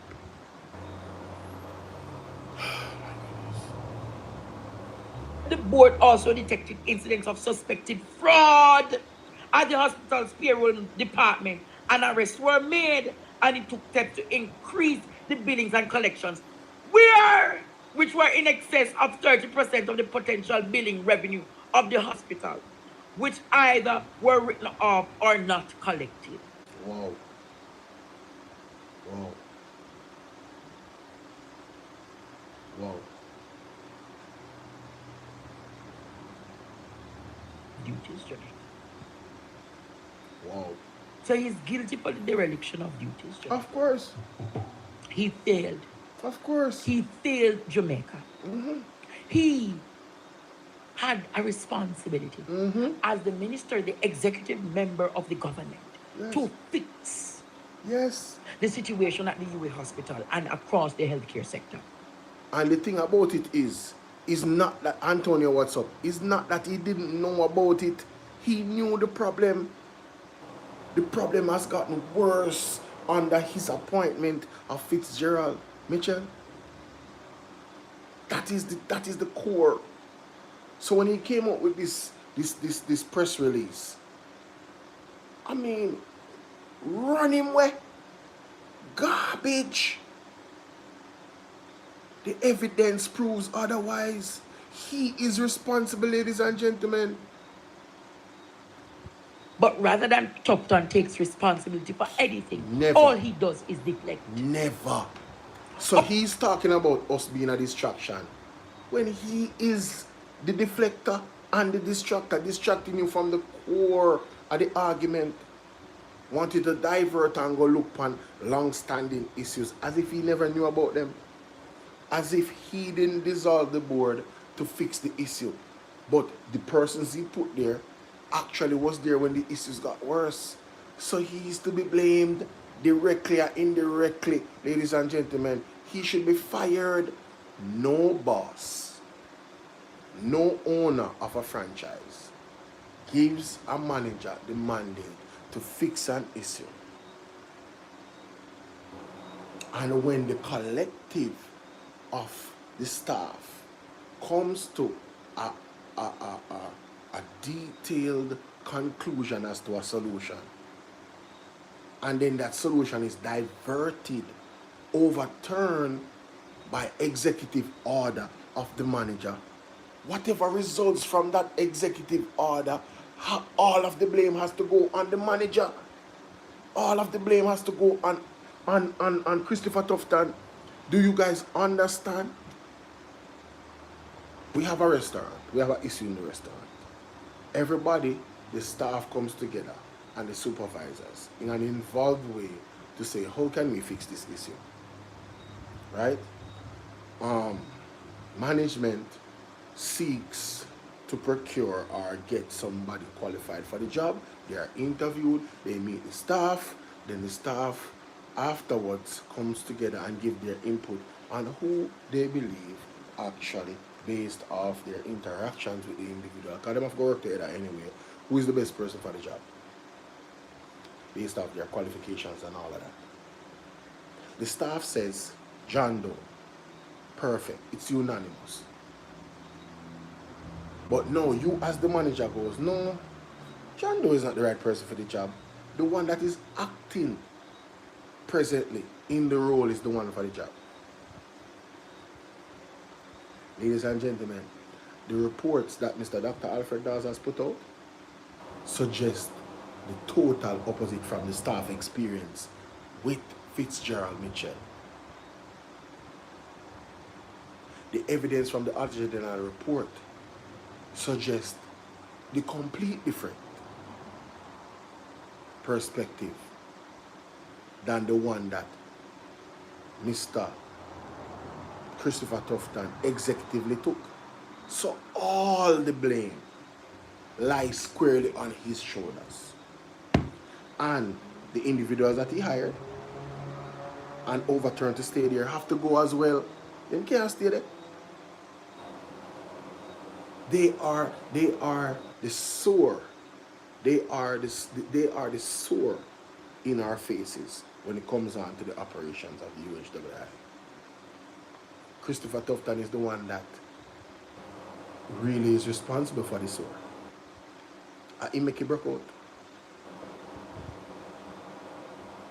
He's the one that let it break out, ladies and gentlemen. He does is gaslight. All he does, Jamaica, when pressure is applied, him go find the media to go create a different thing. You know, see when the eater catch him one day, yeah, what Tufton go do? But him gone down a Buster man to Children's Hospital and talk about parents can come stay overnight with them picnic. We don't care about that right now. We want you, Carl Bruce and Fitzgerald Mitchell, to be locked away. Yes. Just stop that. Yes. I want to ask you a question. I'm journeying to Guyana now. Mighty God. Or Caribbean neighbor Guyana. I want anybody to tell me if they know of Tufton ambitions and business progress in Guyana. Tufton, are you a shareholder or are you building a hospital in Guyana privately? You know, say, when I have to go visit Partner Jaw TV if you get the rest of that the conversation. I'm not going further. I know that me come for. I ain't not going no further, ladies and gentlemen. I ain't not going any further. All of the sufferation of the patients at the UHWI since the appointment of Fitzgerald Mitchell, if your family suffered, just know Christopher Tufton is to be blamed. You heard what I said? If you never have enough chair for sit down pan, bed for lay down pan, medicine, whatever, the doctor they never, if you never had enough doctors to tend to you, and you had to wait, Christopher Tufton fault. It lies squarely on his shoulders. No apology. Me we argue that in a court based off of the evidence. The man needs to resign immediately. We should demand his resignation immediately. We, the people of Jamaica, should demand the resignation. Anytime the PNP come out and put out statements, want to stand behind the statement, want to take it to the street. When the PNP come and say, we demand such and this is untenable, what want to do? Yeah, man, are true, and then we just hate that. Where's the action behind it? We have, listen, how do you make a citizen's arrest? How do you make Jamaica, I need to find out legally on what grounds a Jamaican regular citizen can arrest a politician.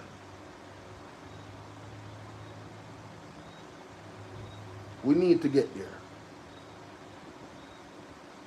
Yeah, man. We need to get there, man. We need to get that to a point where in our society where citizens can make citizens arrest of politicians. Because the police them seem to not have the teeth to do it. Police them afraid of politician, but they're not afraid to kill off the local youth them in the street, talk about some of them are criminal. And that's the next thing too, before I go. That's how we know so. I have to talk about this before I leave. These guys are incredible. These guys are incredible.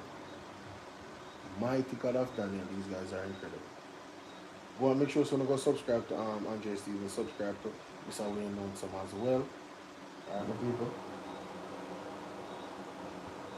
Let me see. Wait there.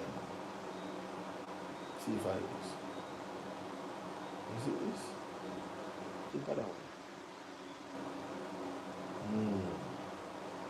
Alright. Let me see for this. Let me see for this. Oh, I love Rasta. Remember them three Rasta too? Yep. And your teeth. See? 100%. And when you look, Paris is drop. I come in a road, you see where them buy and where them put the emphasis and spend the money for real. You see it. You can't, this can't work. You can't run for stand. This is a criminality. Good afternoon. Good evening. Good morning. Worldwide renegade me there. So we not set like creating of people. We are saying Abarigi. You got sister so what? This song will show you Abarigi. A politics now, me farm, the government, I mean the cabinet can do something against this. See? Let me start from this. Let me start from this. With the youth there, fly green. Let me start from fly, let me start from this. Let me put Dr. Campbell first. Hear Dr. Campbell say so. This is the system with the Dr. Nathan Campbell, the Member of Parliament for Eastern Westmoreland. Today, we're in White House and there's also a team in Darniston. We're with a team from the Ministry of Labour and Social Security. The team is here from the Solidarity Unit and also NIS. They are registering persons for a one-time grant of $20,000. So you get that one time. Look for people them come out and you talk about poverty done. In fool your far. Don't tell me this. Hey, them not have the brain cell long there, you know. If you want to know what's be a lie and fake stats them put out, there is no way. Let me ask anyone I know. You know, if you're there Jamaica and you're there Westmoreland, how you stay right now, your position. They could have done a solidarity program and you join line and stand up in a sun and walk up and down thousands of $1 for just $20,000. $50. Less than $50, right? 100 and say 120 US. You have to stand up for the whole day in a solidarity line and for register to get just $120. You don't do that in a Jamaica? Anyone I want to right now? Third boy. Pamela. Because number one, them couldn't get me join this line. And number one, I don't want them 20 grand. With a big man in that this week. Yeah, you give them more than that for the day, so. Eh? You understand? That for sure say hungry and poverty is real in Jamaica. Eh no, good. This hunger sure you want me to talk about, brother. And now what them say, you know, you can't wear, yeah, total nonsense. You can't wear poverty in a Jamaica. So when they talk about prosperity in Jamaica, this is the art. This is what I want to say, right? And somebody can click this up. So the Solidarity Program in East Portland with Dr. Nathan Campbell and the Ministry of Labour. People came out in drones. Thousands of people came out. You would have thought that it was a $200,000 cash receiver or check that people were getting. People had to stand up in the sun, in line, for $25,000. How you doing, Laura? I know, man, I know, on your way to work. Stay blessed as well. For $25,000. I know people that will not join Western Union line for that them only day if them see line too long. You heard what I said? I know people that will not join a Western Union line for that type of money. So what it tells us, ladies and gentlemen, is that the people are in a desperate situation. It doesn't speak about prosperity. Furthermore, if people were truly prosperous, the hurricane would not wipe out all of their hopes.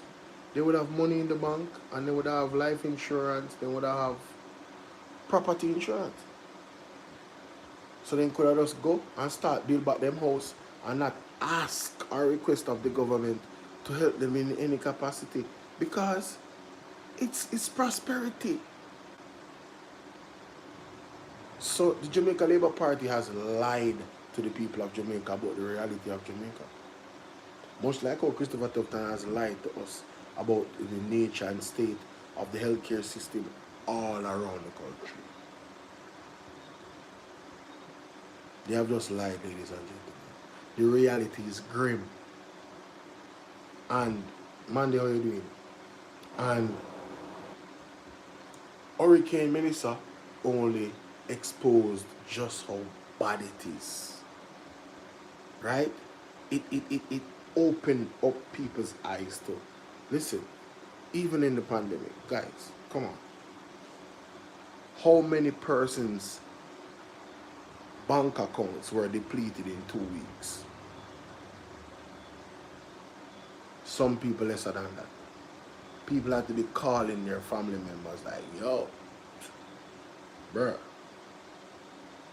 yo, can you send me some? How many people that was the reality? So where's the prosperity? Where's the excellent medical experience that people are having in these hospitals, in the public health sector? Where is it? It's non-existent, ladies and gentlemen. This is what you call career-ending realities. These people should not have a job in government, in leadership, with these piss poor results.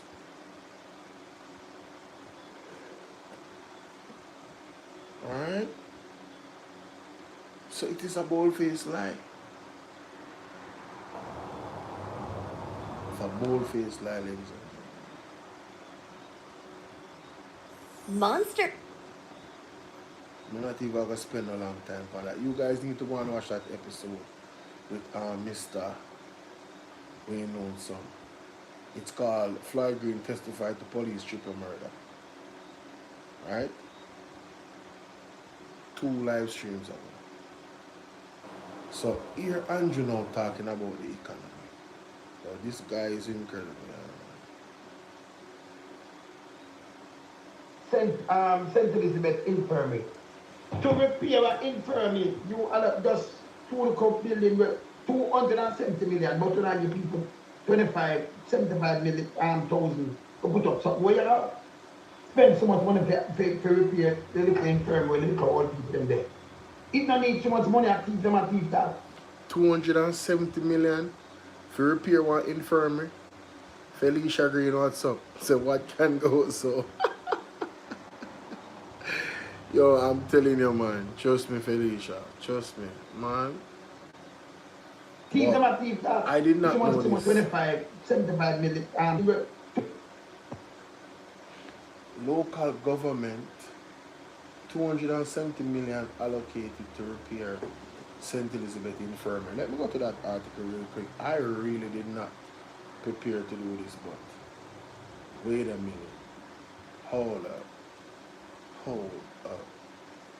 270 million to repair. Repair? Why not build a new one? 270 million to repair? How the backside of one in Jamaica? Yo, this is another Cornwall Regional Hospital, you know? 270 million to repair? Yo, bro, come on, fam. Jamaican people wanna really have a fall for this again? St. Elizabeth Infirmary.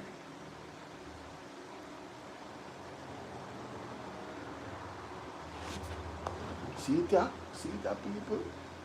See it, yeah? See it, yeah?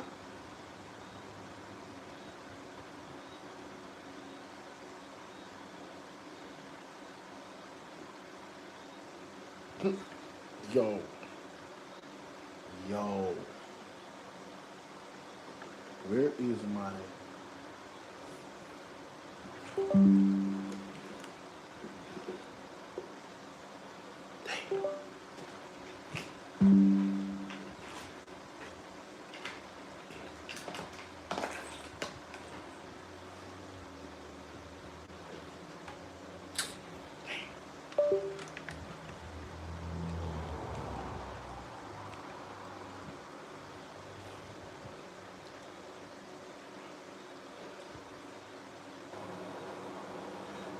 Alright, so ladies and gentlemen, I want us to examine an article that came out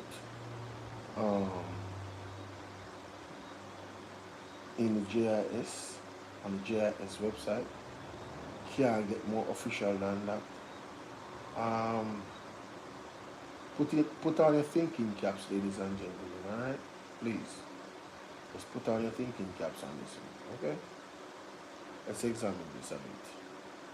I am going to have it read aloud. So this was January 23rd, 2026. That was 3 days ago. Today is January 26th, 2026. Wow, January 26th, 2026. Very interesting. 26 and 26. This should be a this should be a monumental day, yes. Alright, so let's get into this article, ladies and gentlemen. Alright. Remember to like and share the video. And don't keep it to yourself, okay? Let's read aloud. And so you guys can see what's going on at the same time. Let's go. Okoye Henry, January 23rd, 2026. Listen, local government. $270 million allocated to repair St. Elizabeth Infirmary. A major allocation of $270 million is in place to fully repair the hurricane-battered St. Elizabeth Infirmary in Santa Cruz over the next 5 months as the government moves to restore comfort and safety for the facility's 46 vulnerable residents. Minister of Local Government and Community Development, Honorable Desmond McKenzie, told journalists that approximately $250 million has been allocated for repair works at the institution, in addition to some $17 million already spent.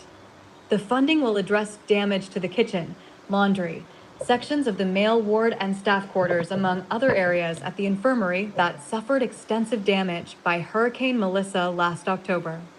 The rehabilitation is to be done in phases, said Mr. McKenzie, who visited the infirmary on Thursday, January 22nd, to assess the work in progress and meet with staff.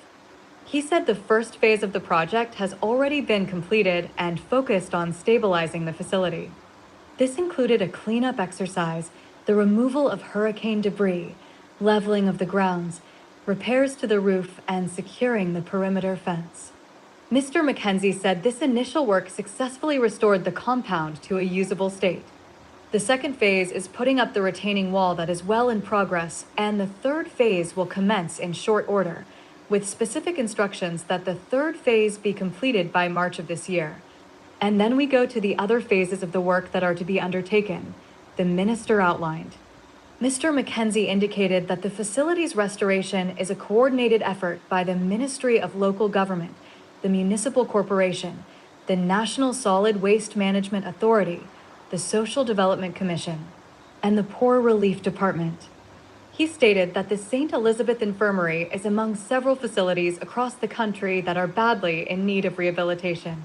In fact, he pointed out that it will cost approximately $1.2 billion to repair all the infirmaries, many of which are over a century old. The minister pointed to ongoing work at some facilities, including the construction of a new infirmary in Trelawney and repairs to a damaged ward at the Westmoreland Infirmary. Within this whole question of reconstruction to deal with the critical areas such as our markets, that is one of real concern because we have seen devastation to the markets in Black River in St. Elizabeth, Savannah Lamar in Westmoreland, and the Charles Gordon Market in St. James. So, we're looking at a hefty bill in terms of what it is going to cost to rebuild, Mr. McKenzie explained.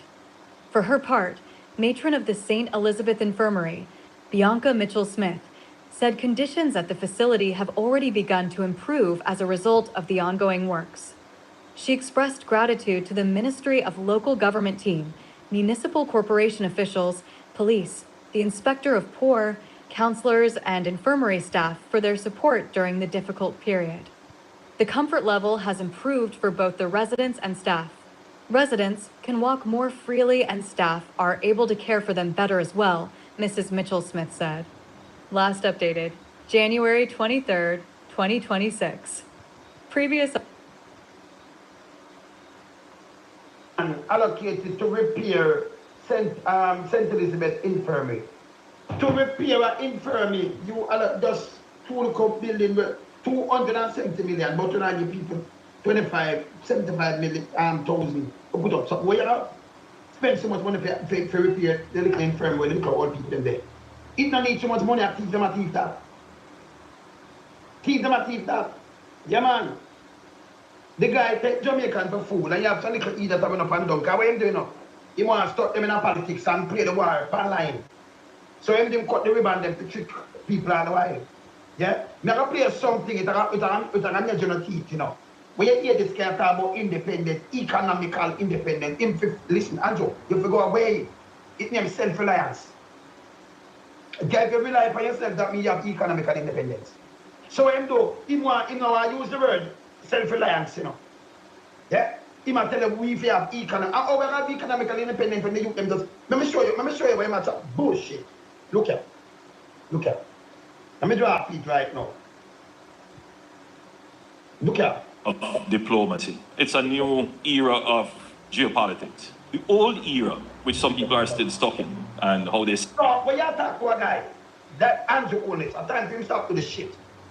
He might talk to you, and then come out with the idea, he might tell you about the old and the PMP, back 30, him fuck off. With a piece of shit. So I try going there and tell you fuck when right now at the worst time Jamaica ever seen in history. Facts. The guy got about 6.7 billion that never happened in the history of Jamaica. That alone tell you the economy no good. And I like you have a hurricane. And you could have bounced back and rally past something because it's good. That's the way so when they tell you about the reserve, it don't make no sense neither. Him run down the country. Him not nothing. See? Be a shit him talk. Yeah. The guy is a PR guy. The guy ran the election in front of everybody. When you look, digital online in night, you know, flow. Because by 4, 5 o'clock, them cut off one time. First we must see this. He used the voter suppression and them talk about it, but them know it. Yeah? They send people out of the line. Remember these things video. You watch TV and people get blackout when you look number change. He send out 7 machines. At the part where know them are winning, I remember you know 10 parts, and the one of the 7 machine come back now closely, but him go over the field with it. Yeah, test out machine with them control, and I got them do. Barricade black off all him losing seat. Front of your eye, this can not happen again. I'm going to tell you something, when you see the place where it drop, remember you know them lose over 100%. The PMP gain 100%. The PMP gain 100%. 100. If the people them not this guy, there is no way the PMP win the next seat. Them that lose seat from out of them. You can go from 14 to 28 and then you say, I'm a whole army and I'm going to win. And then we see which party put the 7 machine on your teeth. See? 100%. And when you look, parishes drop. I come in a row and you see where them buy and where them put the emphasis and spend the money for real. You see it. You can't, this can't work. You can't run for stand. This is a criminality. 100%. Even double bombers, film woman couldn't even stand up to the pressure. I said, if them did good, they told them they go to him, T50 film see too. Yeah? St. Thomas, the same thing. James, them have a T for them see too. Got that gone, you know? That is gone. See? So these are the things that them do. So you see it drop everywhere. Again, time, him run with the ballot box. And police are running with the ballot box. Someone drive him down. Them go down that. I be them go down front of your eye. Front of your eye. Police. We're not supposed to be touch the ballot box, get all involved. Remember the whole world I watch, you know? Yes, and every beginning of my end, when it touch mankind, and remember who did involve, I've got people. One way or the other, you know, have to say nothing now. Yes. Can you have election again? But here this guy, I talk about independence now. Remember self-reliance I talk about. And you know what I talk about the old ways. Jamaica cannot have, it's a birthplace economic independence when we have to import 7 billion and I export 1. Wait, I just chat him a chat. Him fi fuck off. Me, him could have in front of me and say these things never stop him. Now I tell him say man chat shit. If not sun just shine, him couldn't come from my program and say these things. You know, say me never stop him. And I tell him say foolishness. Him a talk. Yes? You don't know that, no? Birds and then think you're buying at night. And certain other people who can continue. This is how I'd learn AI in 2020. AI, yes, man. Survive in today's world. See the world and how they expect the world to respond to them could not survive in today's world. And we have... You know, when that make us say, so yeah, so, I don't know who am I talking about those who... What you do, you make a statement, if you come and tell me the idea and your plan where you have. Just watch him every time I talk, if you not go back into the past, and they have those are from 30 years. Like with the money where you get you, you talk about it. You go borrow, Jamaica, they've been face the worst ever economy ever running at the history.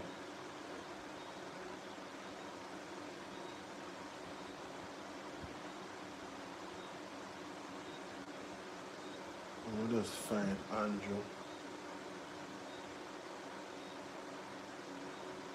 Find Andrew page and add it to your reaction. And then go back to that.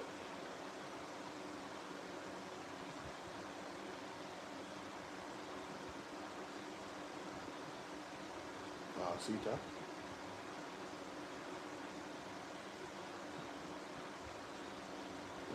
Economy. And that is. This is a new Yeah man, I it's 2 minutes. Alright, let me hear it myself. Let me just go to it and hear it myself. And then come back.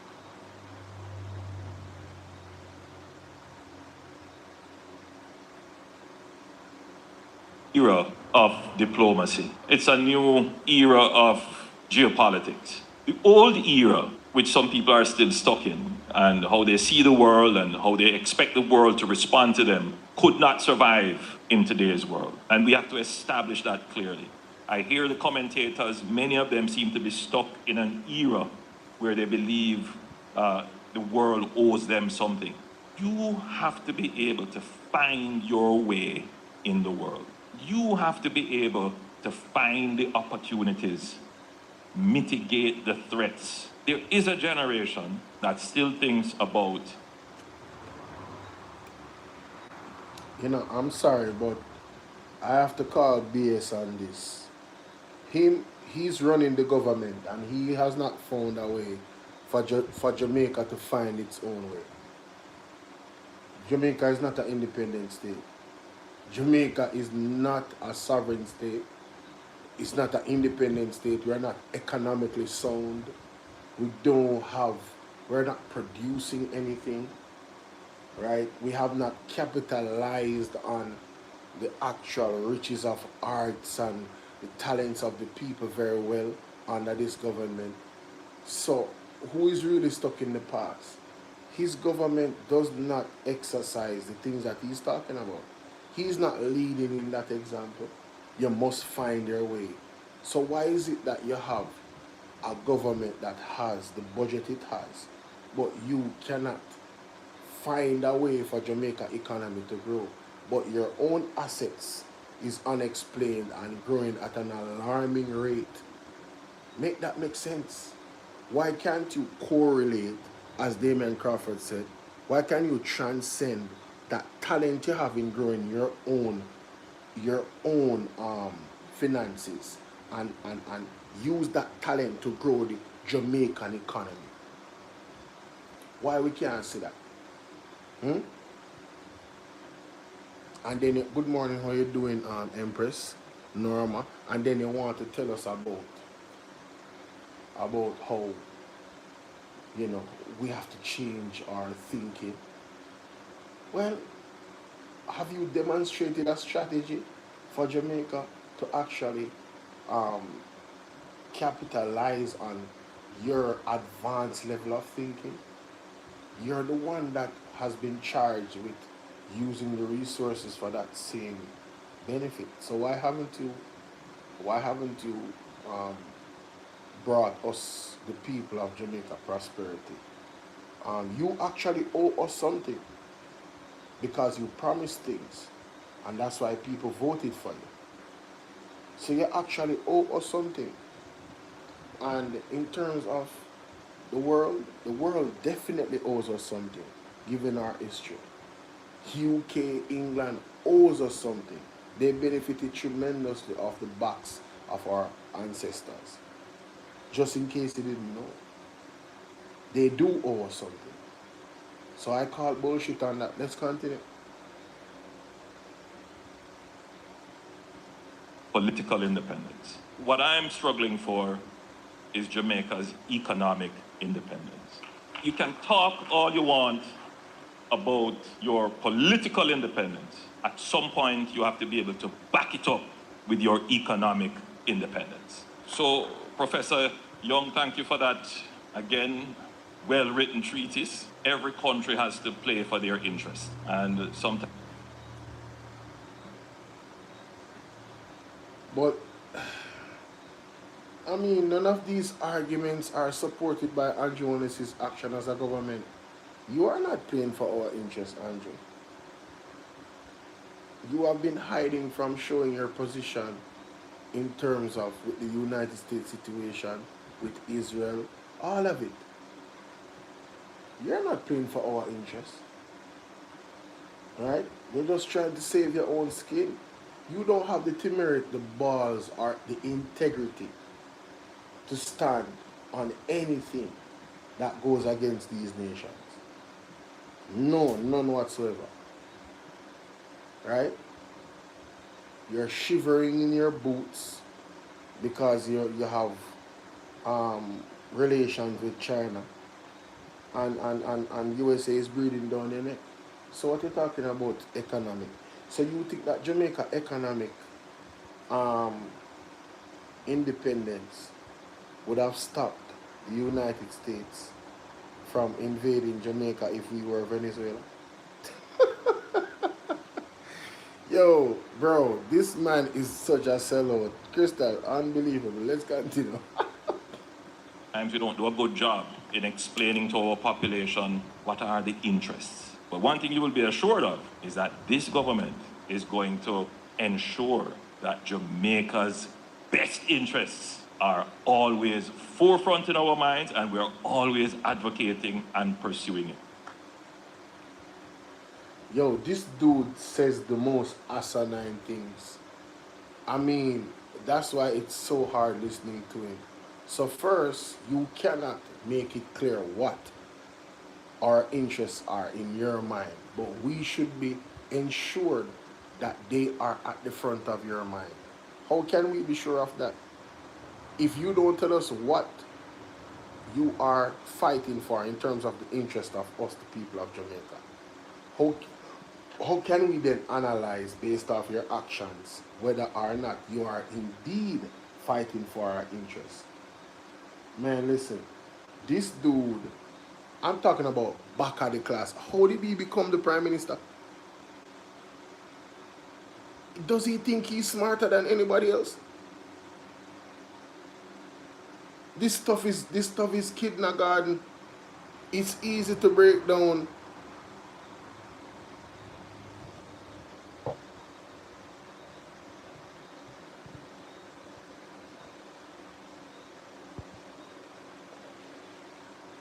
It's actually easy to break down. Very, very easy to break down. It's a shame, actually. Let's play that back. Let's play the nonsense back. Listen to this. Because it burned one JLP a while ago, then just run out. Listen to this. Let me play it again.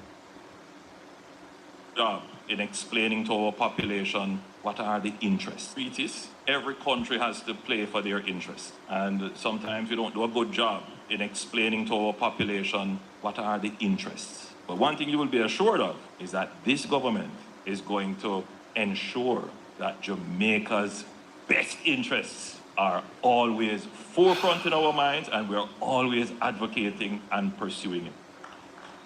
Which means that we must always have access and we must always be at the table. It's not always going to go our way, but we must always have access. We must always be able at some way, some level, to have the proper exercise of statecraft to exert influence through various forms of power. Even small countries have power. Some people just don't understand the new statecraft as to how you exert that and how you use that.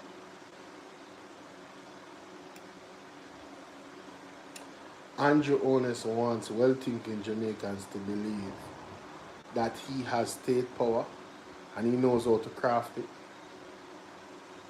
This is hilarious, ladies and gentlemen. I'm talking about, oh my God. He wants us to believe that Jamaica has power.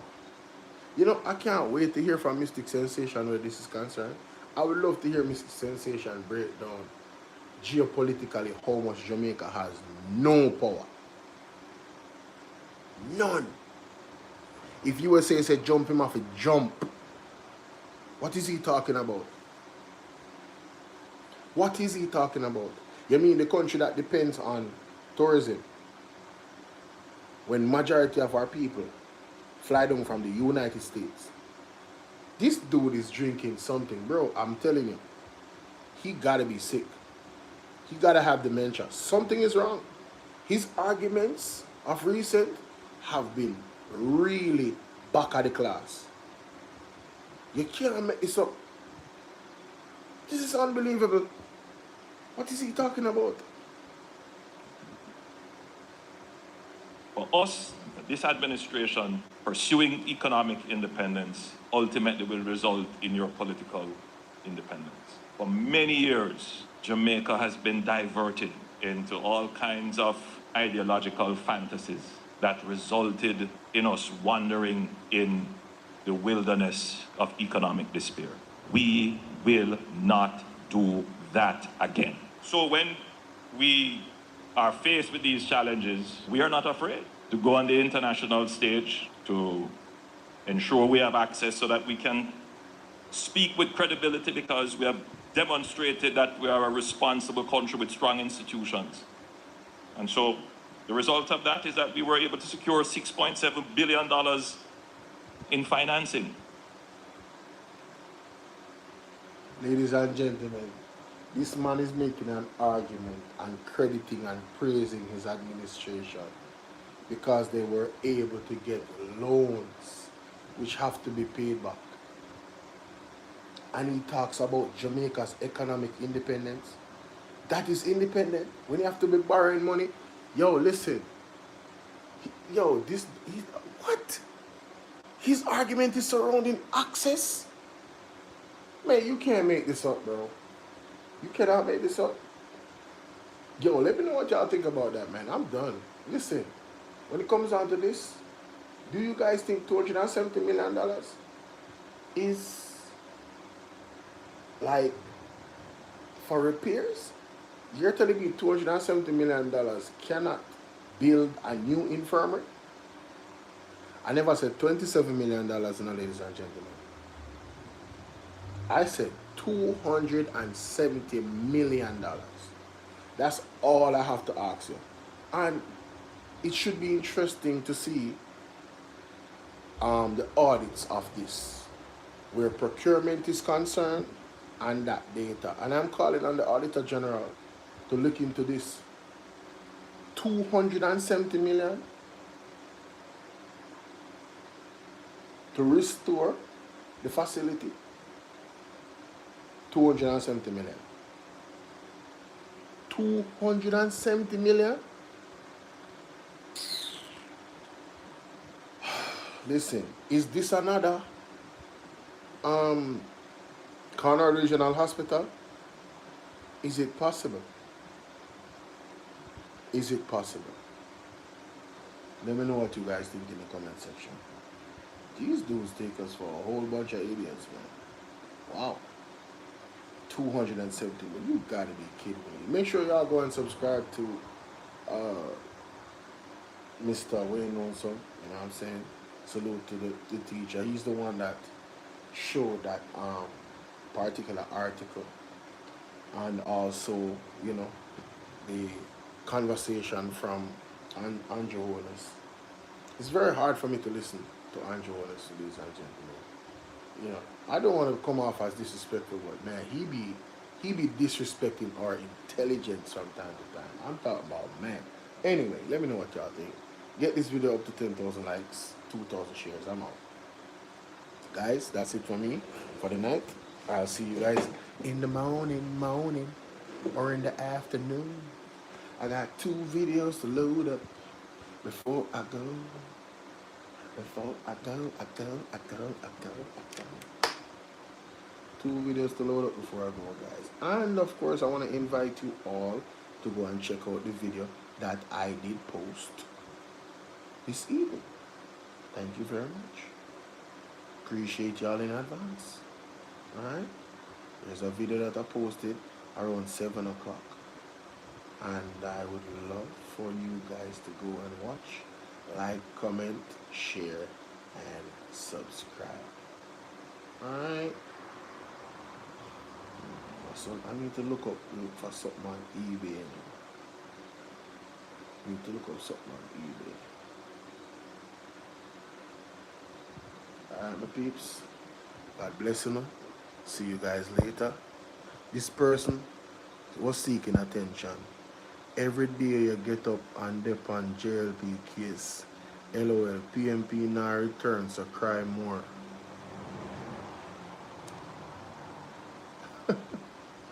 We're talking about real issues that affect persons. People are dying, and people in the comment section are laughing and talking about the only thing that they care about is the party being in power, not how the party performs.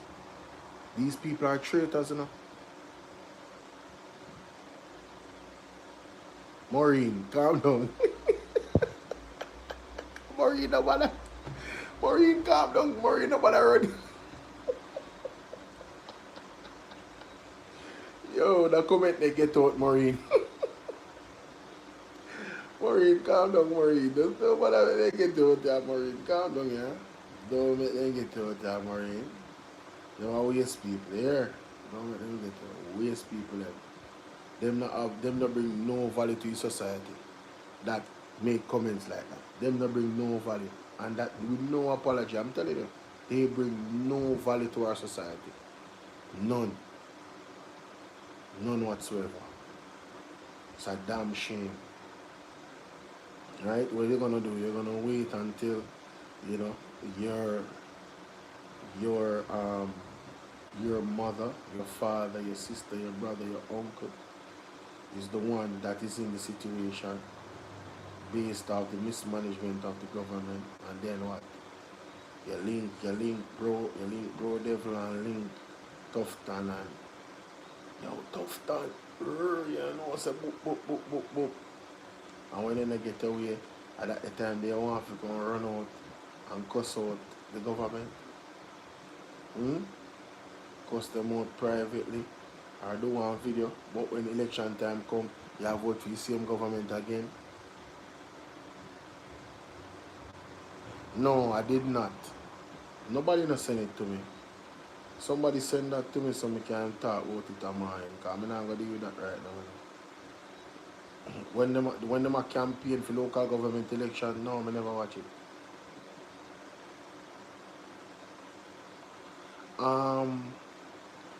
You know, I'm not going to even talk about the Governor General, because really and truly, they have given Andronis the keys.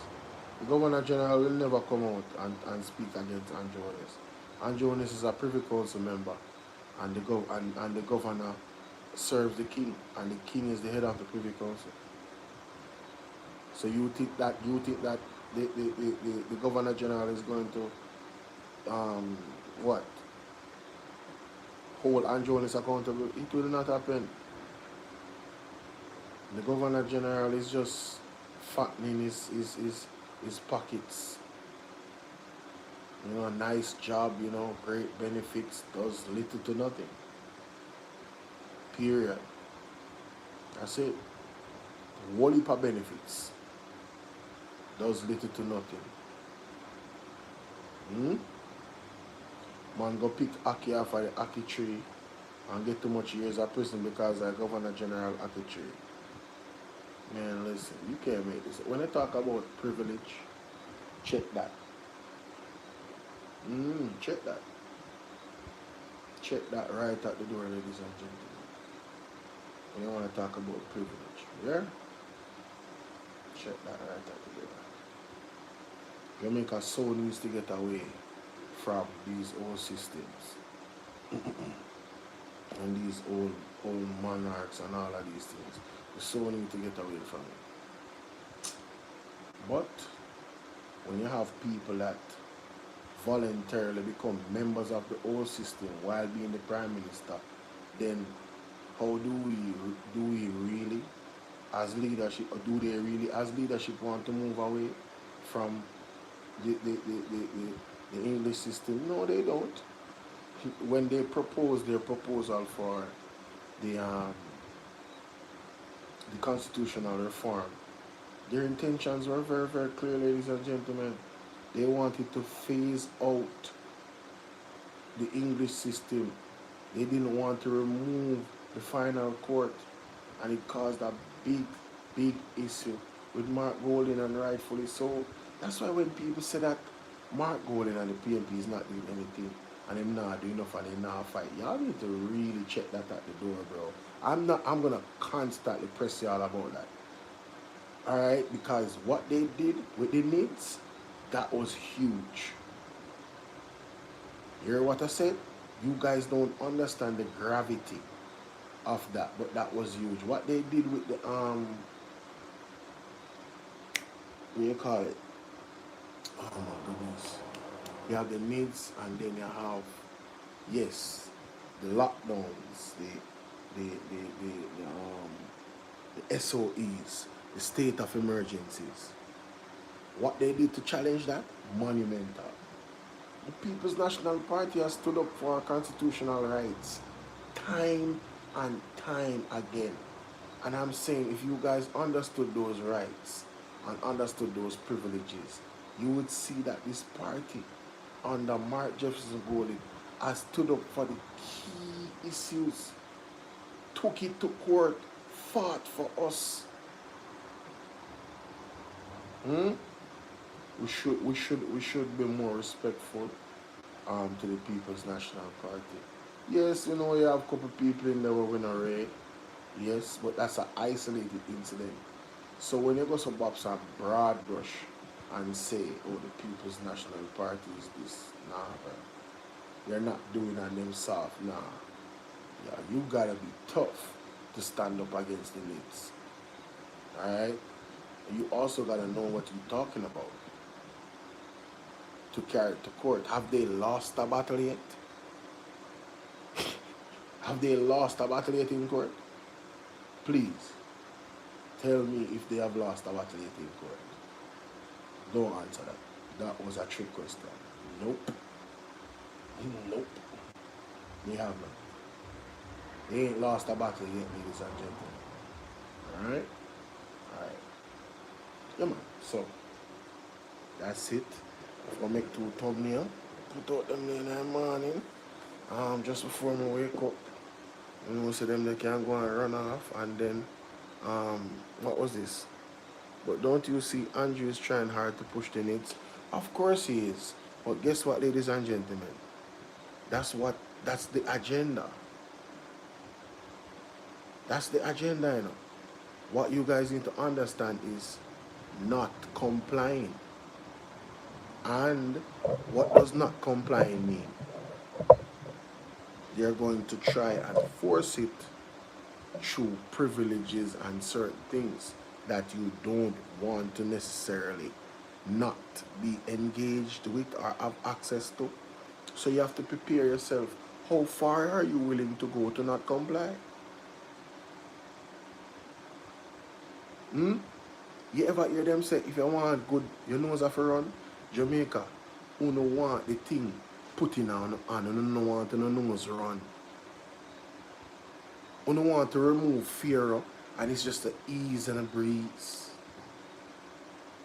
Make it make sense. Make it make sense, ladies and gentlemen. That doesn't make any sense. It's going to be a struggle. It's going to be a fight. But you got to stand up for what is right. You know, hear the man them say them now surrender Jamaica to the BNP.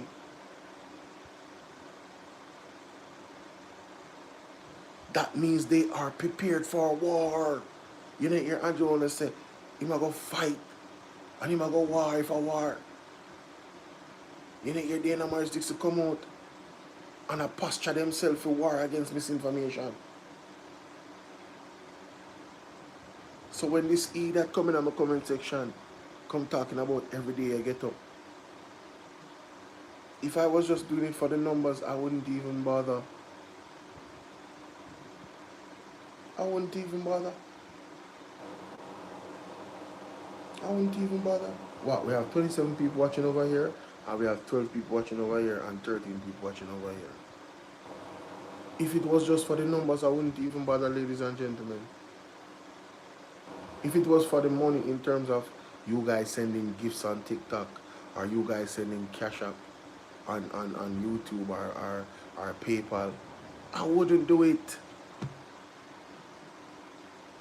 Sometimes I don't even bother to mention those things because, you know, Nightbot is already doing it. It's in the comment section. The link is pinned. It's right there in your face. So if you wanted to show appreciation, right, through the Cash App or the PayPal, you would. You would. But you did, so I guess you don't want to. And I move on. Alright? Like I said, big up on yourself. I'm out.